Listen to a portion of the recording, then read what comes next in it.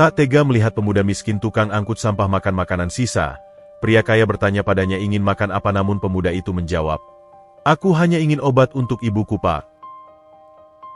Halo sahabat, apa kabar semuanya? Sebelum masuk ke ceritanya, jangan lupa nyalakan subtitle dan subscribe terlebih dahulu ya. Langit masih kelabu, disaput kabut tipis sisa malam yang enggan pergi. Kota itu baru saja menguap, menggeliat dari tidurnya, tetapi bagi Alan, hari telah berjalan lama. Sejak pukul 4 pagi, ia sudah berada di pul truk sampah, menunggu giliran untuk mengisi BBM dan mengecek tekanan ban kendaraan usang yang akan ia kawal hari itu. Truk itu bukan miliknya. Ia hanya kuli angkut. Bagian dari mata rantai tak terlihat yang menjaga kota agar tak tenggelam dalam timbunannya sendiri. Bajunya yang sudah pudar, bertuliskan kebersihan kota, menempel di tubuhnya yang berkeringat meski udara pagi masih menusuk. Di tangannya, ada sarung tangan karet yang sudah sobek di beberapa bagian, memperlihatkan kulitnya yang kasar dan berbekas luka. Rute hari ini adalah kawasan komersial mewah. Jalan-jalan lebar dengan pertokoan bermerek dan hotel-hotel menjulang. Saat truknya yang berbau tajam melintas, beberapa pejalan kaki menutup hidung atau mengerutkan kening.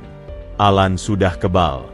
Pandangannya hanya tertuju pada tumpukan kantong sampah hitam yang menunggu di setiap sudut. Pekerjaan puncaknya dimulai di belakang Hotel Grand Savue, gedung putih yang megah dengan jendela-jendela berkilauan.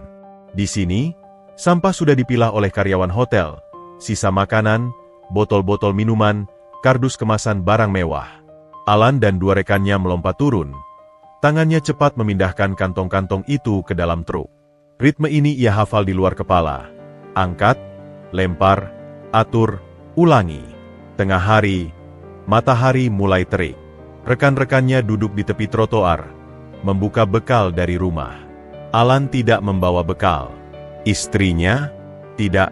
Alan hidup hanya bersama ibunya yang sakit-sakitan. Uangnya yang pas-pasan habis untuk membeli obat penghilang rasa sakit dan sedikit beras.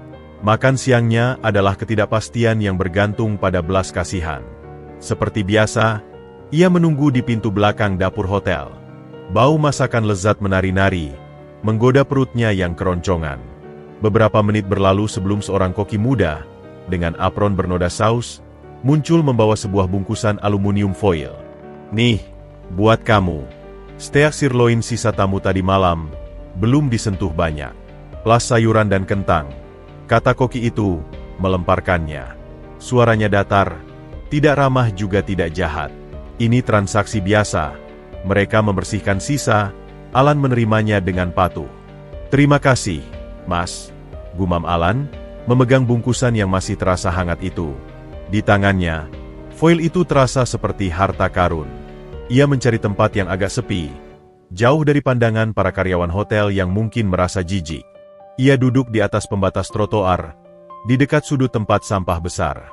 Dengan hati-hati, ia membuka foil. Di dalamnya, terhampar sepotong daging yang masih terlihat empuk, kentang tumbuk, dan buncis. Sungguh, makanan mewah yang tak pernah ia bayangkan bisa ia cicipi. Tangan yang biasanya kuat mengangkat karung sampah, kini gemetar sedikit saat memegang sendok plastik. Laparnya begitu nyata. Tapi, sebelum suapan pertama menyentuh mulutnya, seekor anjing liar muncul dari balik tumpukan kardus. Bulunya kusam, tulang rusuknya tampak jelas. Anjing itu mendekat perlahan, hidungnya mengendus-endus. Matanya menatap Alan dengan harap yang menyayat hati. Alan berhenti. Ia memandangi anjing itu, lalu memandangi makanannya. Konflik kecil berkecamuk di dadanya. Tapi itu hanya sebentar. Dengan sikap yang hampir otomatis, ia merobek sebagian daging dan kentang, lalu meletakkannya di atas lembar kertas di tanah. "Sudah, makan," bisiknya pada anjing itu, seolah ia bisa mengerti. Anjing itu melahap makanan dengan lahap. Alan kemudian menyuap sisa makanannya, tetapi kini rasanya berbeda. Rasa lapar sedikit terobati, tetapi ada rasa lain yang lebih pahit menggenang di lidahnya. Rasa terima kasih yang dicampur aib, rasa syukur yang tak sepenuhnya tulus karena ia harus berterima kasih pada sisa-sisa orang lain. Saat ia membersihkan mulutnya, tangannya meraba kantong celana yang tipis. Dari dalam, ia mengeluarkan selembar kertas yang sudah sangat lusuh. Itu adalah resep dokter dari puskesmas, ditulis 3 hari lalu. Tulisan dokter yang sulit dibaca, tetapi ada satu kata yang jelas tertulis. Dialisis, dan daftar obat-obatan seperti eritropoetin, calcium carbonate, furosemide. Di bagian bawah, ada total perkiraan biaya untuk sebulan. Angka itu, bagi Alan, seperti melihat puncak gunung dari dasar jurang. Sangat tinggi, hampir mustahil didaki. Ia melipat kembali resep itu, menyimpannya dengan sangat hati-hati. Pandangannya tertuju pada hotel megah itu, pada mobil-mobil mewah yang keluar masuk parkiran. Di balik kaca-kaca gedung yang berkilauan, ada kehidupan yang sama sekali asing baginya. Kehidupan yang mungkin dimiliki oleh orang-orang yang tak perlu memilih antara membeli obat atau makan, yang tak perlu berterima kasih pada sisa steak untuk bertahan hidup. Ia menarik napas dalam, mengusir bayangan sedih itu. Masih ada sampah yang harus diangkut. Masih ada ibu yang menunggu di rumah. Alan berdiri, membuang bungkusan foil ke tempat sampah, dan berjalan kembali ke truknya. Punggungnya yang sedikit membungkuk tampak seperti memikul beban yang lebih berat dari sekarung sampah apapun. Beban sebuah harapan yang hampir pupus, dan tanggung jawab yang tak bisa ia tinggalkan. Hari masih panjang, dan sisa-sisa kehidupan, baik yang berwujud sampah maupun harapan, masih harus ia angkat, ia pikul, dan ia bawa terus melangkah. Matahari siang mulai meninggi, memantulkan kilau keemasan dari kaca-kaca Hotel Grand Safu. Di suite teratas, Pak Retno berdiri di balik panel kaca yang memandang seluruh kota. Tapi matanya tidak menikmati panorama. Ia baru saja menutup laptop setelah konferensi video dengan para direktur, menyetujui merger yang akan menambah 2-0 di akhir kekayaan bersihnya. Seharusnya ada kepuasan, euforia kemenangan. Yang ia rasakan hanyalah kehampaan yang dalam dan menguap. Ruangan suite mewah itu terasa seperti kotak berlapis emas. Sunyi, steril, dan sunyi. Bahkan udara yang diatur oleh AC pun terasa artifisial. Istrinya, Diana, sedang berbelanja di Paris. Anak-anaknya, hasil pernikahan kedua ini, sedang berkuliah di luar negeri dan hanya menelepon saat butuh transfer uang. Kesendirian itu sudah lama menjadi teman setianya, tetapi hari ini terasa lebih menusuk. Ia mengambil segelas air mineral impor, tetapi tak jadi meminumnya.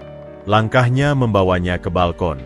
Dari ketinggian 20 lantai itu, kehidupan kota tampak seperti peta elektronik yang bergerak lambat.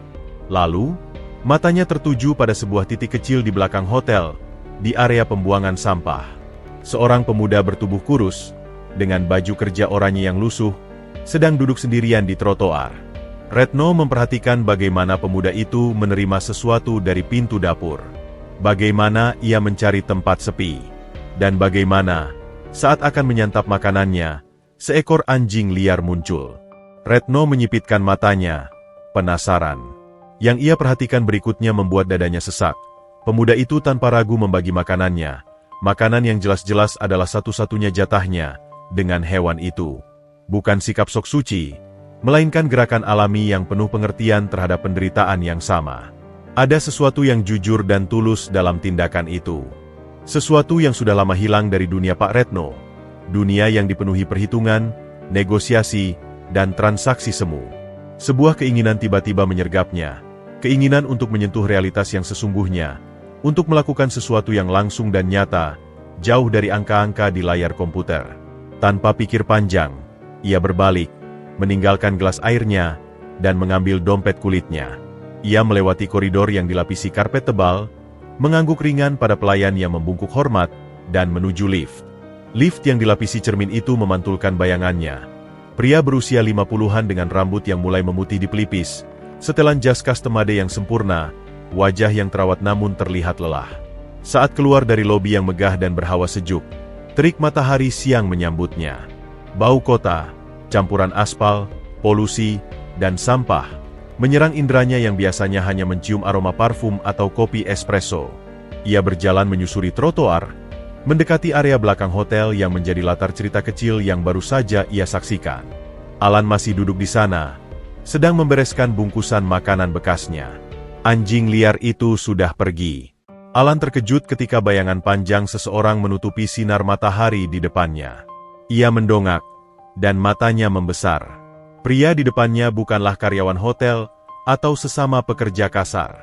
Ini adalah pria dari dunia lain, dunia yang bersih, wangi, dan tak tersentuh keringat atau debu. Alan segera berdiri, sikapnya sedikit kaku, seperti merasa tidak pantas berada dalam ruang yang sama dengan pria ini. Pak Retno tersenyum kecil, berusaha melunakkan ketegangan. "Maaf, Nak, saya tidak bermaksud mengganggu." Tidak mengganggu, Pak," sahut Alan cepat, tangannya meremas-remas ujung bajunya yang kotor. "Saya melihatmu dari atas tadi," kata Retno, menunjuk ke arah hotel. "Saya tidak tega melihatmu makan di sini, sendirian. Kamu pasti sangat lapar setelah bekerja keras." Alan hanya mengangguk pelan, matanya menunduk. Rasa malu membara di pipinya. Ia merasa seperti spesies langka yang sedang diamati. "Apa kamu mau makan sesuatu yang hangat? Yang enak?" Tawaran Pak Retno keluar tulus. Ia mengeluarkan selembar uang dari dompetnya, nominal yang bagi Alan adalah gaji sebulan. "Silakan, kamu bisa pesan apa saja. Makan di dalam, atau saya antar kemana kamu mau. Saya yang traktir." Mata Alan bergerak dari wajah pria itu ke uang di tangannya. Ada gelombang godaan yang kuat. Ia bisa membeli makanan enak, bahkan bisa membawa pulang untuk ibunya. Tapi entah mengapa, di saat yang sama, harga dirinya yang selama ini tertanam kokoh bangkit menolak. Bukan karena sombong, tapi karena ada kebutuhan yang jauh lebih mendesak, lebih menyakitkan, daripada sekadar rasa lapar di perutnya sendiri. Air mulai menggenang di pelupuk matanya yang sudah kerap melihat pahitnya hidup. Ia menelan ludah, berusaha menguatkan suara yang tiba-tiba serak. "Terima kasih, Pak. Bapak baik sekali," ucapnya pelan. Ia menatap mata Retno, mencari ketulusan di balik tawaran itu. "Tapi, aku tidak terlalu lapar untuk diriku sendiri. Kalau Bapak benar-benar ingin menolong, aku cuma punya satu permintaan." Napasnya berat, seperti mengumpulkan keberanian untuk mengungkapkan beban terberatnya. "Aku hanya ingin obat untuk ibuku, Pak." Kata-kata itu jatuh bagai batu ke dalam kolam yang tenang. Mereka sederhana, tetapi membawa beban emosi yang begitu dalam. Pak Retno tertegun. Ia mengharapkan permintaan makanan, atau mungkin uang. Tapi, obat untuk ibu? Ini melampaui rasa iba biasa. Ini adalah jeritan hati seorang anak yang melihat orang yang dicintainya tersiksa. Ada getar keputusasaan dan sekaligus harapan yang kuat dalam suara muda itu. "Obat?" tanya Retno, suaranya lebih lembut. "Ibumu sakit apa, Nak? Namanya siapa?" "Namanya Maya, Pak," jawab Alan, dan untuk pertama kalinya ia menyebut nama ibunya kepada orang asing dengan penuh hormat. "Dia sakit ginjal. Sudah parah. Butuh cuci darah rutin. Tapi kami tak mampu. Obat-obatan pereda sakit saja sudah seperti mimpi." Air matanya akhirnya tumpah, mengalir di pipinya yang kotor. "Aku cuma bisa lihat ibu menahan sakit setiap malam. Aku tak punya apa-apa untuk membantunya, Pak." Nama Maya menggema di telinga Retno. Jantungnya berdetak kencang sekali. Tiba-tiba, sebuah nama yang pernah sangat akrab, yang membawa serta gelombang kenangan dari masa lalu yang ia coba kubur. Tapi tidak mungkin. Pasti hanya kebetulan. Banyak orang bernama Maya. Tapi wajah Alan saat ini, dalam kesedihan yang mendalam, ada sesuatu yang mengusik ingatannya. Lengkung alis, bentuk mata yang sedang berkaca-kaca, ada kesamaan samar-samar yang membuat darahnya berdesir. Firasat aneh, campuran rasa iba dan kegelisahan yang tak jelas, menyergap Pak Retno. Ia tak bisa hanya memberikan uang dan pergi sekarang. "Bawa saya ke ibumu, Alan," kata Retno, memutuskan tiba-tiba. Suaranya tegas, penuh tekad. "Saya ingin melihat kondisinya. Saya akan bantu carikan obat, atau bawa ke dokter yang lebih baik." Alan terkejut. Ia memandangi pria itu, mencari tanda-tanda kebohongan atau belas kasihan yang kosong.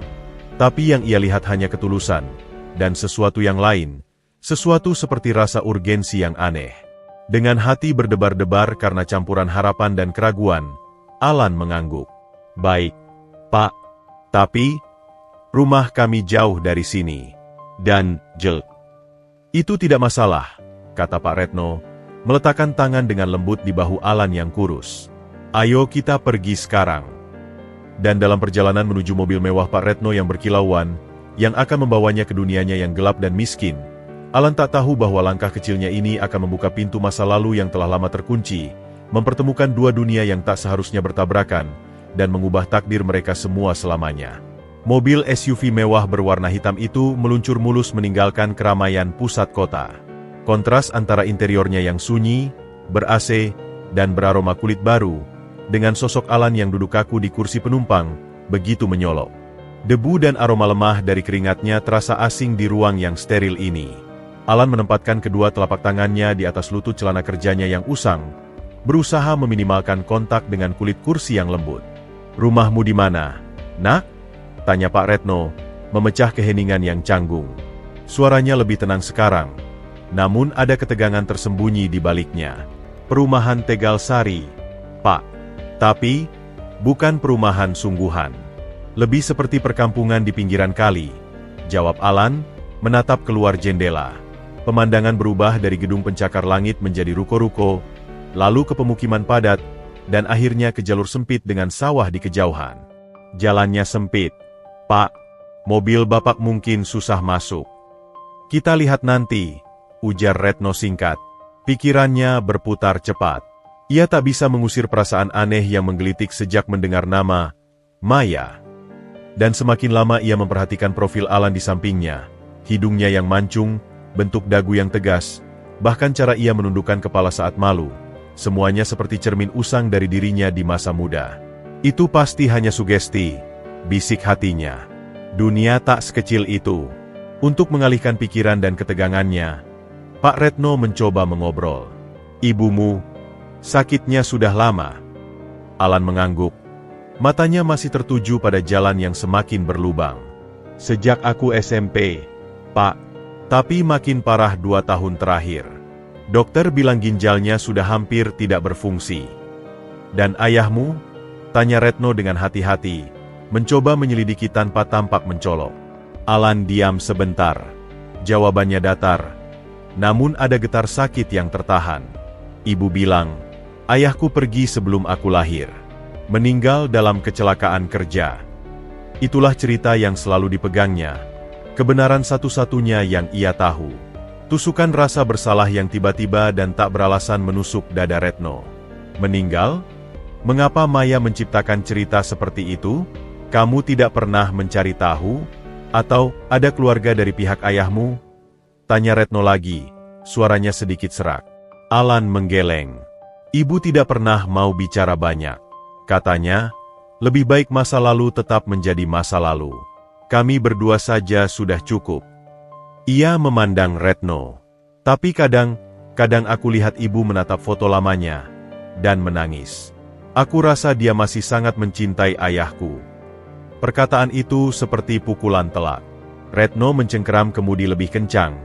Buku-buku jarinya memutih. "Foto lama? Mencintai?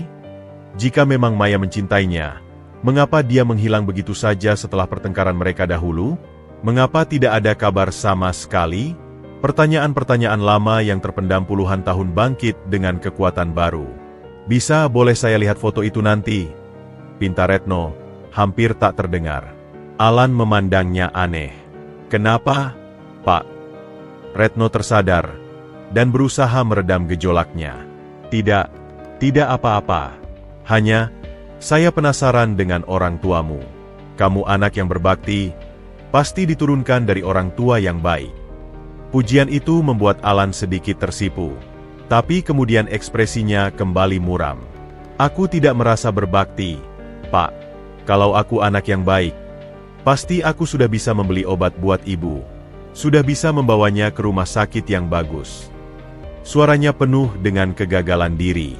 Retno ingin membantah, ingin mengatakan bahwa itu bukan salahnya. Tapi kata-kata itu macet di tenggorokan. Karena jika ada yang salah, jika firasat mengerikannya itu benar, maka dialah akar dari semua penderitaan ini. Mobil akhirnya harus berhenti di ujung sebuah gang sempit. Terlalu kecil untuk dilalui kendaraan sebesar SUV itu. "Kita turun di sini, Pak. Jalan kaki sebentar," kata Alan. Pak Retno mengangguk. mematikan mesin.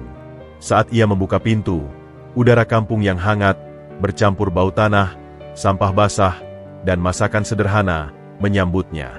Dia mengikuti Alan yang berjalan cepat, meliuk di antara rumah-rumah petak yang berhimpitan. Beberapa warga melongok, heran melihat pria berjas rapi di tengah permukiman mereka. Gubuk itu tersembunyi di ujung, persis di tepi kali yang airnya keruh. Berdinding anyaman bambu yang sudah menghitam, beratap seng yang bocor di beberapa tempat. Sebuah tenda terpal biru menutupi bagian depan, di mana beberapa pot tanaman obat layu teronggok. Alan berhenti di depan pintu kayu yang reot. "Ini rumah kami, Pak." Suaranya pelan, penuh dengan rasa malu yang dalam. Baginya, rumah ini adalah perlindungan. Tapi di hadapan pria kaya ini adalah bukti nyata kegagalan hidupnya. Sebelum Alan mendorong pintu, Retno meletakkan tangan di bahunya. "Alan, apapun yang terjadi di dalam, apapun yang akan kita lihat, terima kasih sudah mempercayai saya." Alan mengangguk, bingung dengan kata-kata yang terdengar begitu serius itu. Dengan hati berdebar kencang, jauh lebih berdebar daripada saat menandatangani kontrak miliaran, Pak Retno mengikuti Alan masuk ke dalam ruangan yang gelap dan pengap. Dan saat matanya mulai menyesuaikan diri dengan cahaya redup dari sebuah lampu neon 5 watt, dan saat ia melihat sosok wanita kurus yang terbaring di dipan bambu di sudut ruangan, dunia Pak Retno benar-benar berhenti. Wanita itu memandang ke arah pintu. Wajahnya yang pucat dan cekung, dihiasi garis-garis penderitaan, masih menyisakan sisa-sisa kecantikan yang pernah memesona. Dan di balik penyakit, kelelahan, dan 20 tahun lebih waktu, Pak Retno mengenalinya seketika. Itu adalah Maya. Wanita yang pernah ia cintai dengan seluruh jiwa mudanya.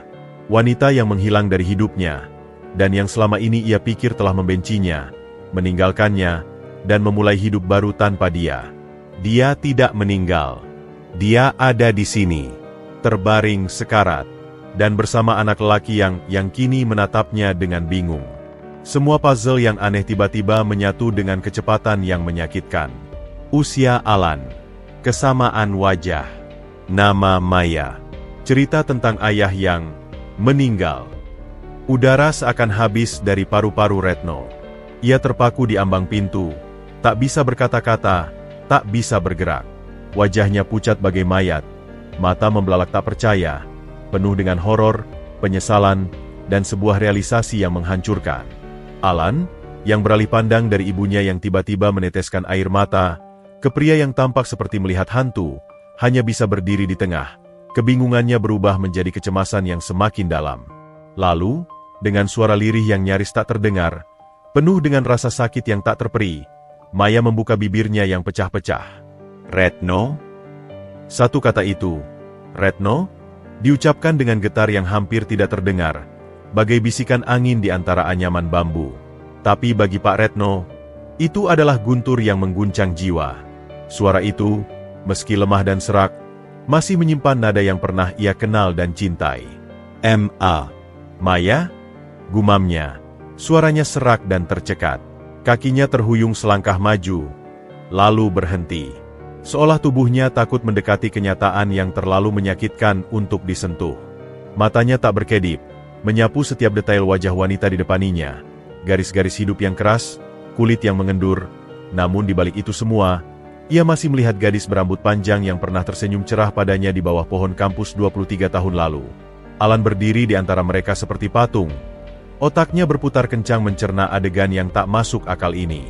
"Retno?" Ibunya memanggil pria kaya ini dengan nama depannya, dan dengan nada yang begitu akrab, penuh rasa sakit yang lama terpendam. "Ibu." Alan mendekat ke tempat tidur ibunya. Suaranya bergetar. "Ibu kenal dia?" Maya tidak bisa menjawab. Air matanya mengalir lebih deras sekarang, meleleh di pelipisnya yang cekung. Pandangannya tak lepas dari wajah Retno, penuh dengan gelombang emosi yang tak terbendung. Rasa sakit, kerinduan, malu yang mendalam, dan di balik semuanya, ada secercah kelegaan yang aneh, seperti akhirnya sebuah beban yang dipikul terlalu lama bisa diturunkan. Pak Retno menemukan kekuatannya. Ia melangkah, perlahan, mendekati dipan bambu itu. Lututnya terasa lemas. Dengan gemetar, ia berlutut di samping tempat tidur. Tak peduli lagi jas mahalnya akan kotor oleh lantai tanah yang lembab. Maya, aku tak percaya. Bisiknya, tangannya terulur, namun berhenti di udara, ragu-ragu. Kamu, di sini? Selama ini, kamu di sini. Maya mencoba mengangguk, namun kepalanya terlalu lemah. Bibirnya bergetar mencoba membentuk kata-kata. Aku minta maaf. Retno, aku. Jangan bilang maaf, potong Retno. Suaranya tiba-tiba tegas, penuh dengan penyesalan yang meluap. Tidak boleh kamu yang minta maaf. Tidak pernah. Ia menatap Maya dengan intens. Matanya juga berkaca-kaca. Aku yang mencari-carimu. Tapi, keluarganya bilang kamu sudah pergi. Tidak mau ketemu lagi. Aku pikir kamu membenciku. Maya menggeleng lemah. Sebuah isyarat penuh kepedihan. Tidak pernah benci. Alan menyaksikan percakapan yang seperti mimpi buruk ini. Hatinya berdesir. Pria ini mencari ibunya, keluarganya. Siapa keluarga yang dimaksud? Tunggu, kata Alan, suaranya meninggi, memecah momen antara mereka berdua. Apa yang terjadi? Ibu. Siapa dia? Kenapa dia bilang mencari ibu? Maya memejamkan mata, seolah mengumpulkan sisa-sisa kekuatan.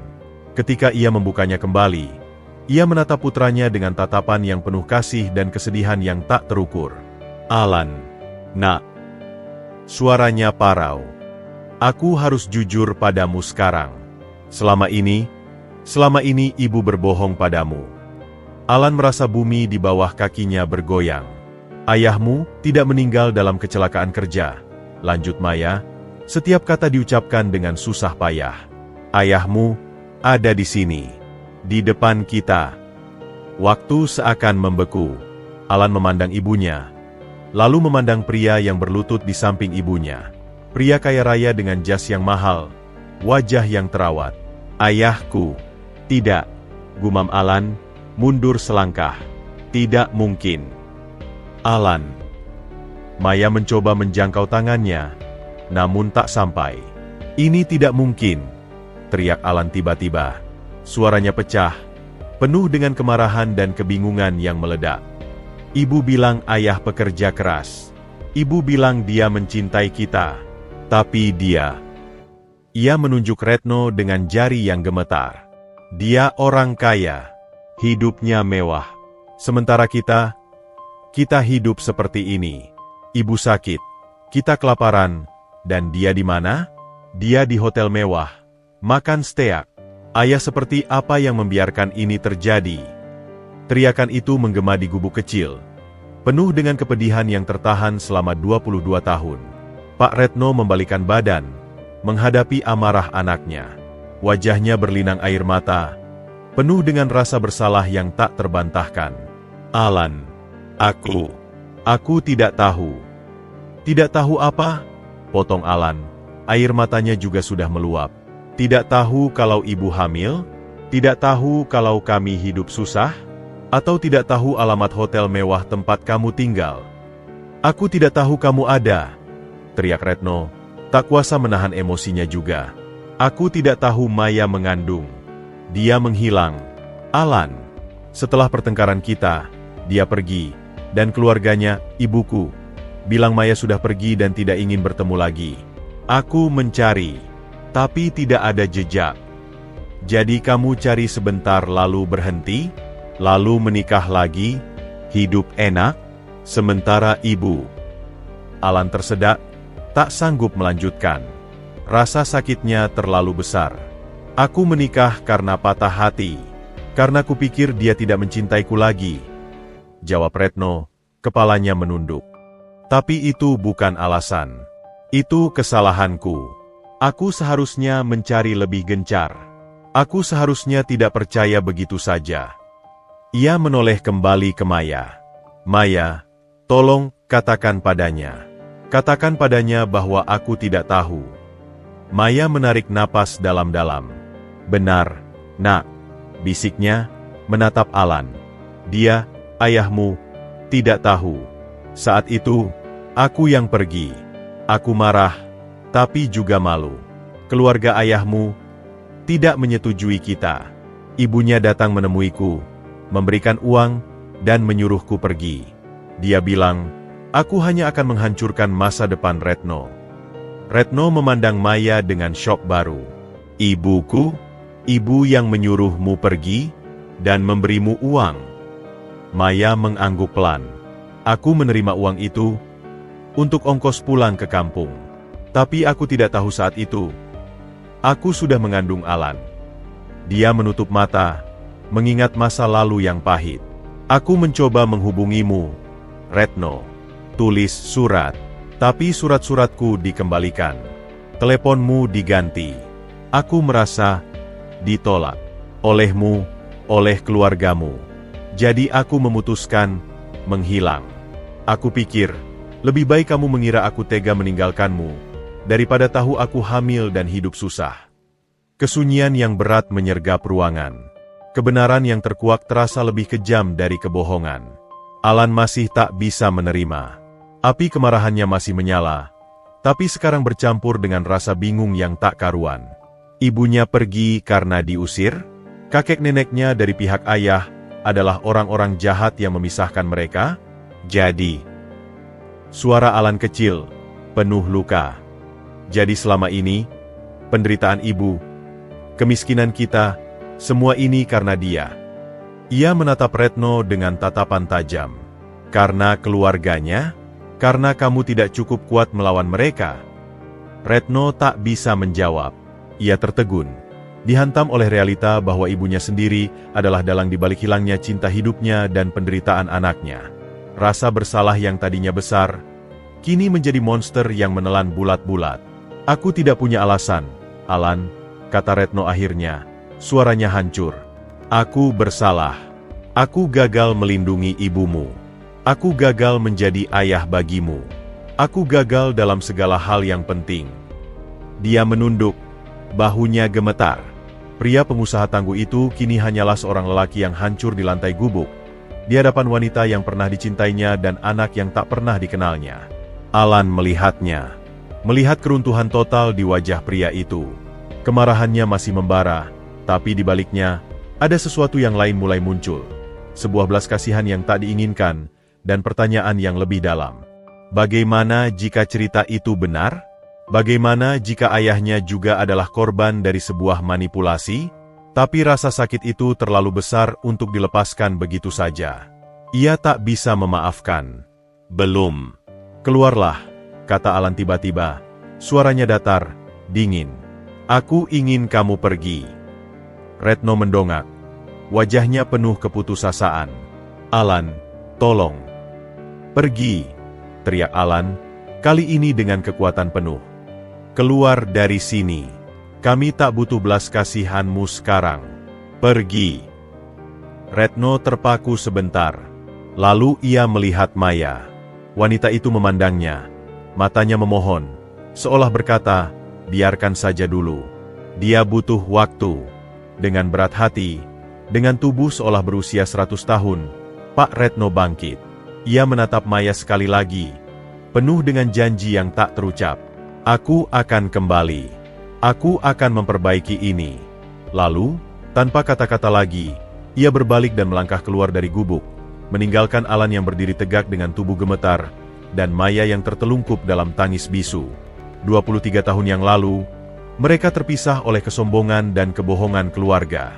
Hari ini, mereka bertemu kembali, tetapi di antara mereka telah terbentang jurang yang lebih dalam.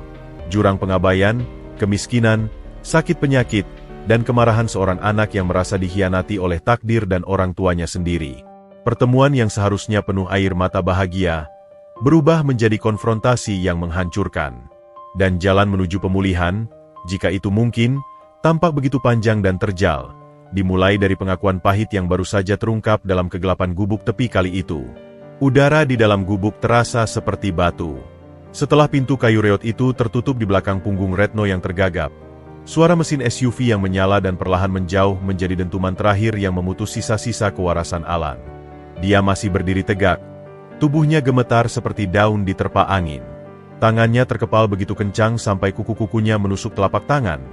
Namun rasa sakit fisik itu tak ada apa-apanya dibandingkan gemuruh badai di kepalanya. Ayahku, pria kaya itu, selama ini hidup enak. Sementara ibu, Alan memutar badan. Pandangannya jatuh pada ibunya yang terbaring lemah. Maya tak lagi menangis. Wajahnya seperti topeng porselen yang retak, kosong. Matanya menatap langit-langit bambu yang penuh sarang laba-laba. Kelelahan fisik dan emosional yang ekstrim membuatnya seperti orang yang kehilangan nyawa. Ibu, suara Alan pecah. Kenapa? Kenapa ibu tidak bilang? Maya hanya menggeleng pelan. Susah payah. Aku takut, nak. Takut apa? Takut aku marah? Atau takut aku akan mencari dia? Langkah Alan mendekat. Suaranya bergetar antara marah dan sakit hati. Lihatlah kita, ibu. Lihat keadaan kita. Kita butuh bantuan. Dan dia ada di luar sana. Hidupnya sempurna. Hidupnya tidak sempurna, Alan.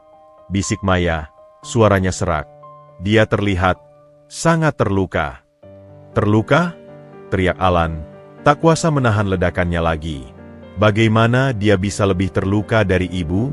Ibu yang harus cuci darah tapi tidak bisa. Ibu yang minum obat pereda sakit seperti permen karena tidak kuat menahan nyeri. Ibu yang makan nasi dengan garam karena uangnya habis untuk bayar sewa gubuk ini. Setiap kalimat seperti cambuk yang dilontarkannya ke udara, tapi sebenarnya ditujukan pada dirinya sendiri, pada rasa gagalnya sebagai anak. Maya mengerahkan sisa tenaga untuk mengangkat tangan. Jangan. Nak, ini bukan salahmu. Ini takdir. Aku benci takdir. Alan menjerit, lalu tubuhnya lunglai. Dia jatuh berlutut di samping dipan ibunya. Kepalanya tertunduk, bahunya terguncang oleh isakan yang tak terbendung lagi. Semua amarahnya meledak menjadi keputusasaan yang dalam dan memilukan. Aku benci semua ini, ibu. Aku lelah. Aku lelah melihat ibu sakit. Aku lelah merasa tak berdaya. Dan sekarang aku tahu ada seseorang yang seharusnya bisa mencegah semua ini, tapi malah tidak ada di sini. Tangis Alan yang keras dan penuh kepedihan memecah keheningan kampung. Beberapa tetangga di luar mungkin mendengar, tapi tak seorang pun berani menengok. Mereka tahu betapa berat hidup keluarga itu. Maya dengan susah payah meraih kepala anaknya, menariknya pelan hingga Alan bersandar di pinggulnya yang tinggal kulit pembalut tulang. Tangannya yang kurus dan berbintik-bintik gelap mengelus rambut Alan yang kusut. Aku tahu, nak. Ibu tahu lelahmu. Bisiknya, air mata diam-diam mengalir lagi. Tapi marah pada dia, tidak akan menyembuhkan ibu. Tidak akan mengisi perut kita. Tapi dia ada, ibu. Dia punya segalanya. Dia bisa menghentikan penderitaan ibu sekarang juga. Alan mendongak. Matanya merah dan bengkak. Tapi dia pergi. Dia mendengarkan teriakanku dan dia pergi. Seperti dulu. Dia selalu pergi saat kita butuh. Di luar, di dalam SUV yang berhenti di ujung jalan kampung, Pak Retno memang tidak benar-benar pergi. Dia duduk terpaku di kemudi. Kepalanya bertumpu pada setir. Tubuhnya diguncang oleh isakan yang tak terkendali. Tangisan pria dewasa yang selama ini terpendam di balik kesuksesan dan ketegaran. Pertemuan itu bukan sekadar kejutan. Itu adalah penghancuran total atas narasi hidupnya selama 20 tahun terakhir. Selama ini, dia hidup dengan keyakinan bahwa Maya memilih untuk meninggalkannya, bahwa cinta mereka tidak cukup kuat. Itu membuatnya pahit, membuatnya menutup hati, membuatnya menikah dengan Diana lebih karena kepatuhan pada keluarga dan kebutuhan akan pendamping sosial daripada cinta. Dan sekarang, kebenarannya jauh lebih kejam. Maya tidak pergi. Dia diusir oleh ibunya sendiri. Dan dia mengandung anaknya. Anak yang tumbuh dalam kemiskinan dan kepahitan, memandangnya sebagai hantu yang tidak bertanggung jawab. Rasa bersalah itu seperti cairan asam yang menggerogoti setiap inci jiwanya. Setiap tangisan Alan yang sayup-sayup sampai ke telinganya, jendela mobilnya masih terbuka, adalah pisau yang memutar-mutar di hatinya. Dia mengambil ponselnya.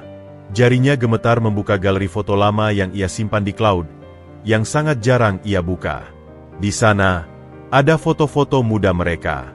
Maya dengan senyum merekah, memakai daster sederhana, berdiri di depan kos-kosan murah mereka. Dirinya yang masih kurus, memeluk bahu Maya. Mereka tampak begitu bahagia, begitu penuh harapan. Air matanya menetes pada layar ponsel. "Emma, aku sakitkan kamu. Aku sakitkan anak kita." Sebuah tekad, keras dan membara, mulai menggantikan keputusasaan. Dia tidak boleh pergi. Tidak lagi. Dia harus memperbaiki ini. Tapi bagaimana? Alan jelas-jelas membencinya. Maya mungkin memaafkan, tapi tubuhnya terlalu lemah untuk melawan kehendak anaknya. Dia harus pintar. Dia harus membantu tanpa terlihat seperti sedang menebus dosa. Tapi pertama-tama, dia harus memastikan kondisi medis Maya yang sebenarnya. Dengan tangan masih gemetar, dia mencari kontak di ponselnya dan menekan nomor. "Dr. Wibowo, ini Retno. Saya butuh bantuan. Saya butuh Anda dan seorang perawat mendatangi sebuah lokasi. Kondisi darurat. Ginjal kronis. Kemungkinan sudah stadium akhir. Saya akan kirim alamatnya. Tolong, segera." Di dalam gubuk, Alan akhirnya kehabisan tenaga untuk menangis. Dia terduduk lelah di lantai, punggungnya bersandar pada dipan. Maya telah tertidur, kelelahan. Wajahnya bahkan dalam tidur pun tampak kesakitan. Alan menatap ibunya. Kemarahan terhadap Retno masih membara di dadanya. Tapi sekarang ada hal lain yang lebih mendesak, ketakutan. Ibunya tampak semakin lemah. Napasnya tersedu-sedu dan dangkal. Sentuhan tadi terasa dingin. "Aku harus cari uang," gumamnya pada diri sendiri. Suaranya parau. Harus bawa ibu ke rumah sakit. Apapun caranya. Dia berpikir untuk meminjam pada tetangga. Tapi hampir semua orang di kampung ini hidup pas-pasan. Tengkulak sampah mungkin mau memberi pinjaman. Tapi bunganya mencekik. Atau, pria yang mengaku ayahnya itu pasti mau memberi uang. Tapi menerima uang darinya sekarang terasa seperti mengkhianati semua kemarahan dan harga dirinya sendiri. Itu seperti mengakui bahwa uang bisa menebus 22 tahun pengabaian. Saat dia sedang terperangkap dalam dilema itu, terdengar ketukan pelan pada pintu. Alan mengerutkan kening. Bukan suara Retno. Dia bangun, membuka pintu. Di luar berdiri dua orang asing. Seorang pria paruh baya berkacamata dengan tas dokter, dan seorang wanita muda dengan seragam perawat membawa tas besar. Sebuah mobil biasa terparkir di belakang mereka. "Alan?" tanya dokter itu, ramah. "Siapa Anda?" "Saya Dr. Wibowo. Diutus oleh Pak Retno untuk memeriksa kondisi ibumu. Boleh kami masuk?" Api kemarahan langsung menyala lagi di dada Alan. Dia melangkah maju, menghalangi pintu. "Dia mengirim kalian? Katakan padanya kami tidak butuh belas kasihannya. Kami tidak butuh uangnya." Dr. Wibowo mengangkat tangan. "Tenang. Ini bukan tentang uang, Alan. Ini tentang nyawa. Pak Retno bilang kondisi ibumu kritis. Izinkan saya memeriksa. Setidaknya tahu apa yang bisa dilakukan untuk meringankan penderitaannya. Itu bukan bantuan, itu kewajiban medis." Alan tergagap. Kata-kata kewajiban medis dan nyawa menamparnya. Dia melihat ke belakang, ke tubuh ibunya yang terbaring tak berdaya. Harga dirinya berteriak untuk menolak. Tapi cintanya pada ibunya lebih keras. Dengan hati berat, mulutnya terkunci. Dia mengangguk pelan dan membuka pintu. Sementara Dr. Wibowo memeriksa Maya dengan saksama, mengukur tekanan darah, mendengarkan jantungnya, memeriksa pembengkakan di kakinya. Alan berdiri di sudut, perasaannya campur aduk. Dia membenci fakta bahwa bantuan ini datang dari Retno. Tapi dia juga lega melihat ada tindakan medis profesional yang diberikan pada ibunya. Setelah selesai, Dr. Wibowo memandang Alan dengan wajah serius. Dia harus segera dibawa ke rumah sakit. Kadar kreatininnya sangat tinggi. Ada penumpukan cairan di paru-paru. Ini darurat. "Tapi, kami tidak punya biaya," kata Alan, suaranya kecil. "Itu yang akan kami urus. Pak Retno sudah menyiapkan segalanya. Ambulans akan datang sebentar lagi." "Tidak," bantah Alan, panik. "Aku tidak mau dia yang membayar. Aku tidak mau berhutang padanya. Alan, suara lemah Maya terdengar dari dipan. Mereka semua menoleh. Mata Maya terbuka, memandang anaknya dengan lembut tapi tegas. Tolong, biarkan ibu dirawat. Untukmu, nak. Ibu ingin melihatmu bahagia dulu. Izinkan ini. Permohonan terakhir itu meluluhkan tembok perlawanan Alan. Air matanya menetes lagi. Dia mengangguk, tak sanggup berkata-kata.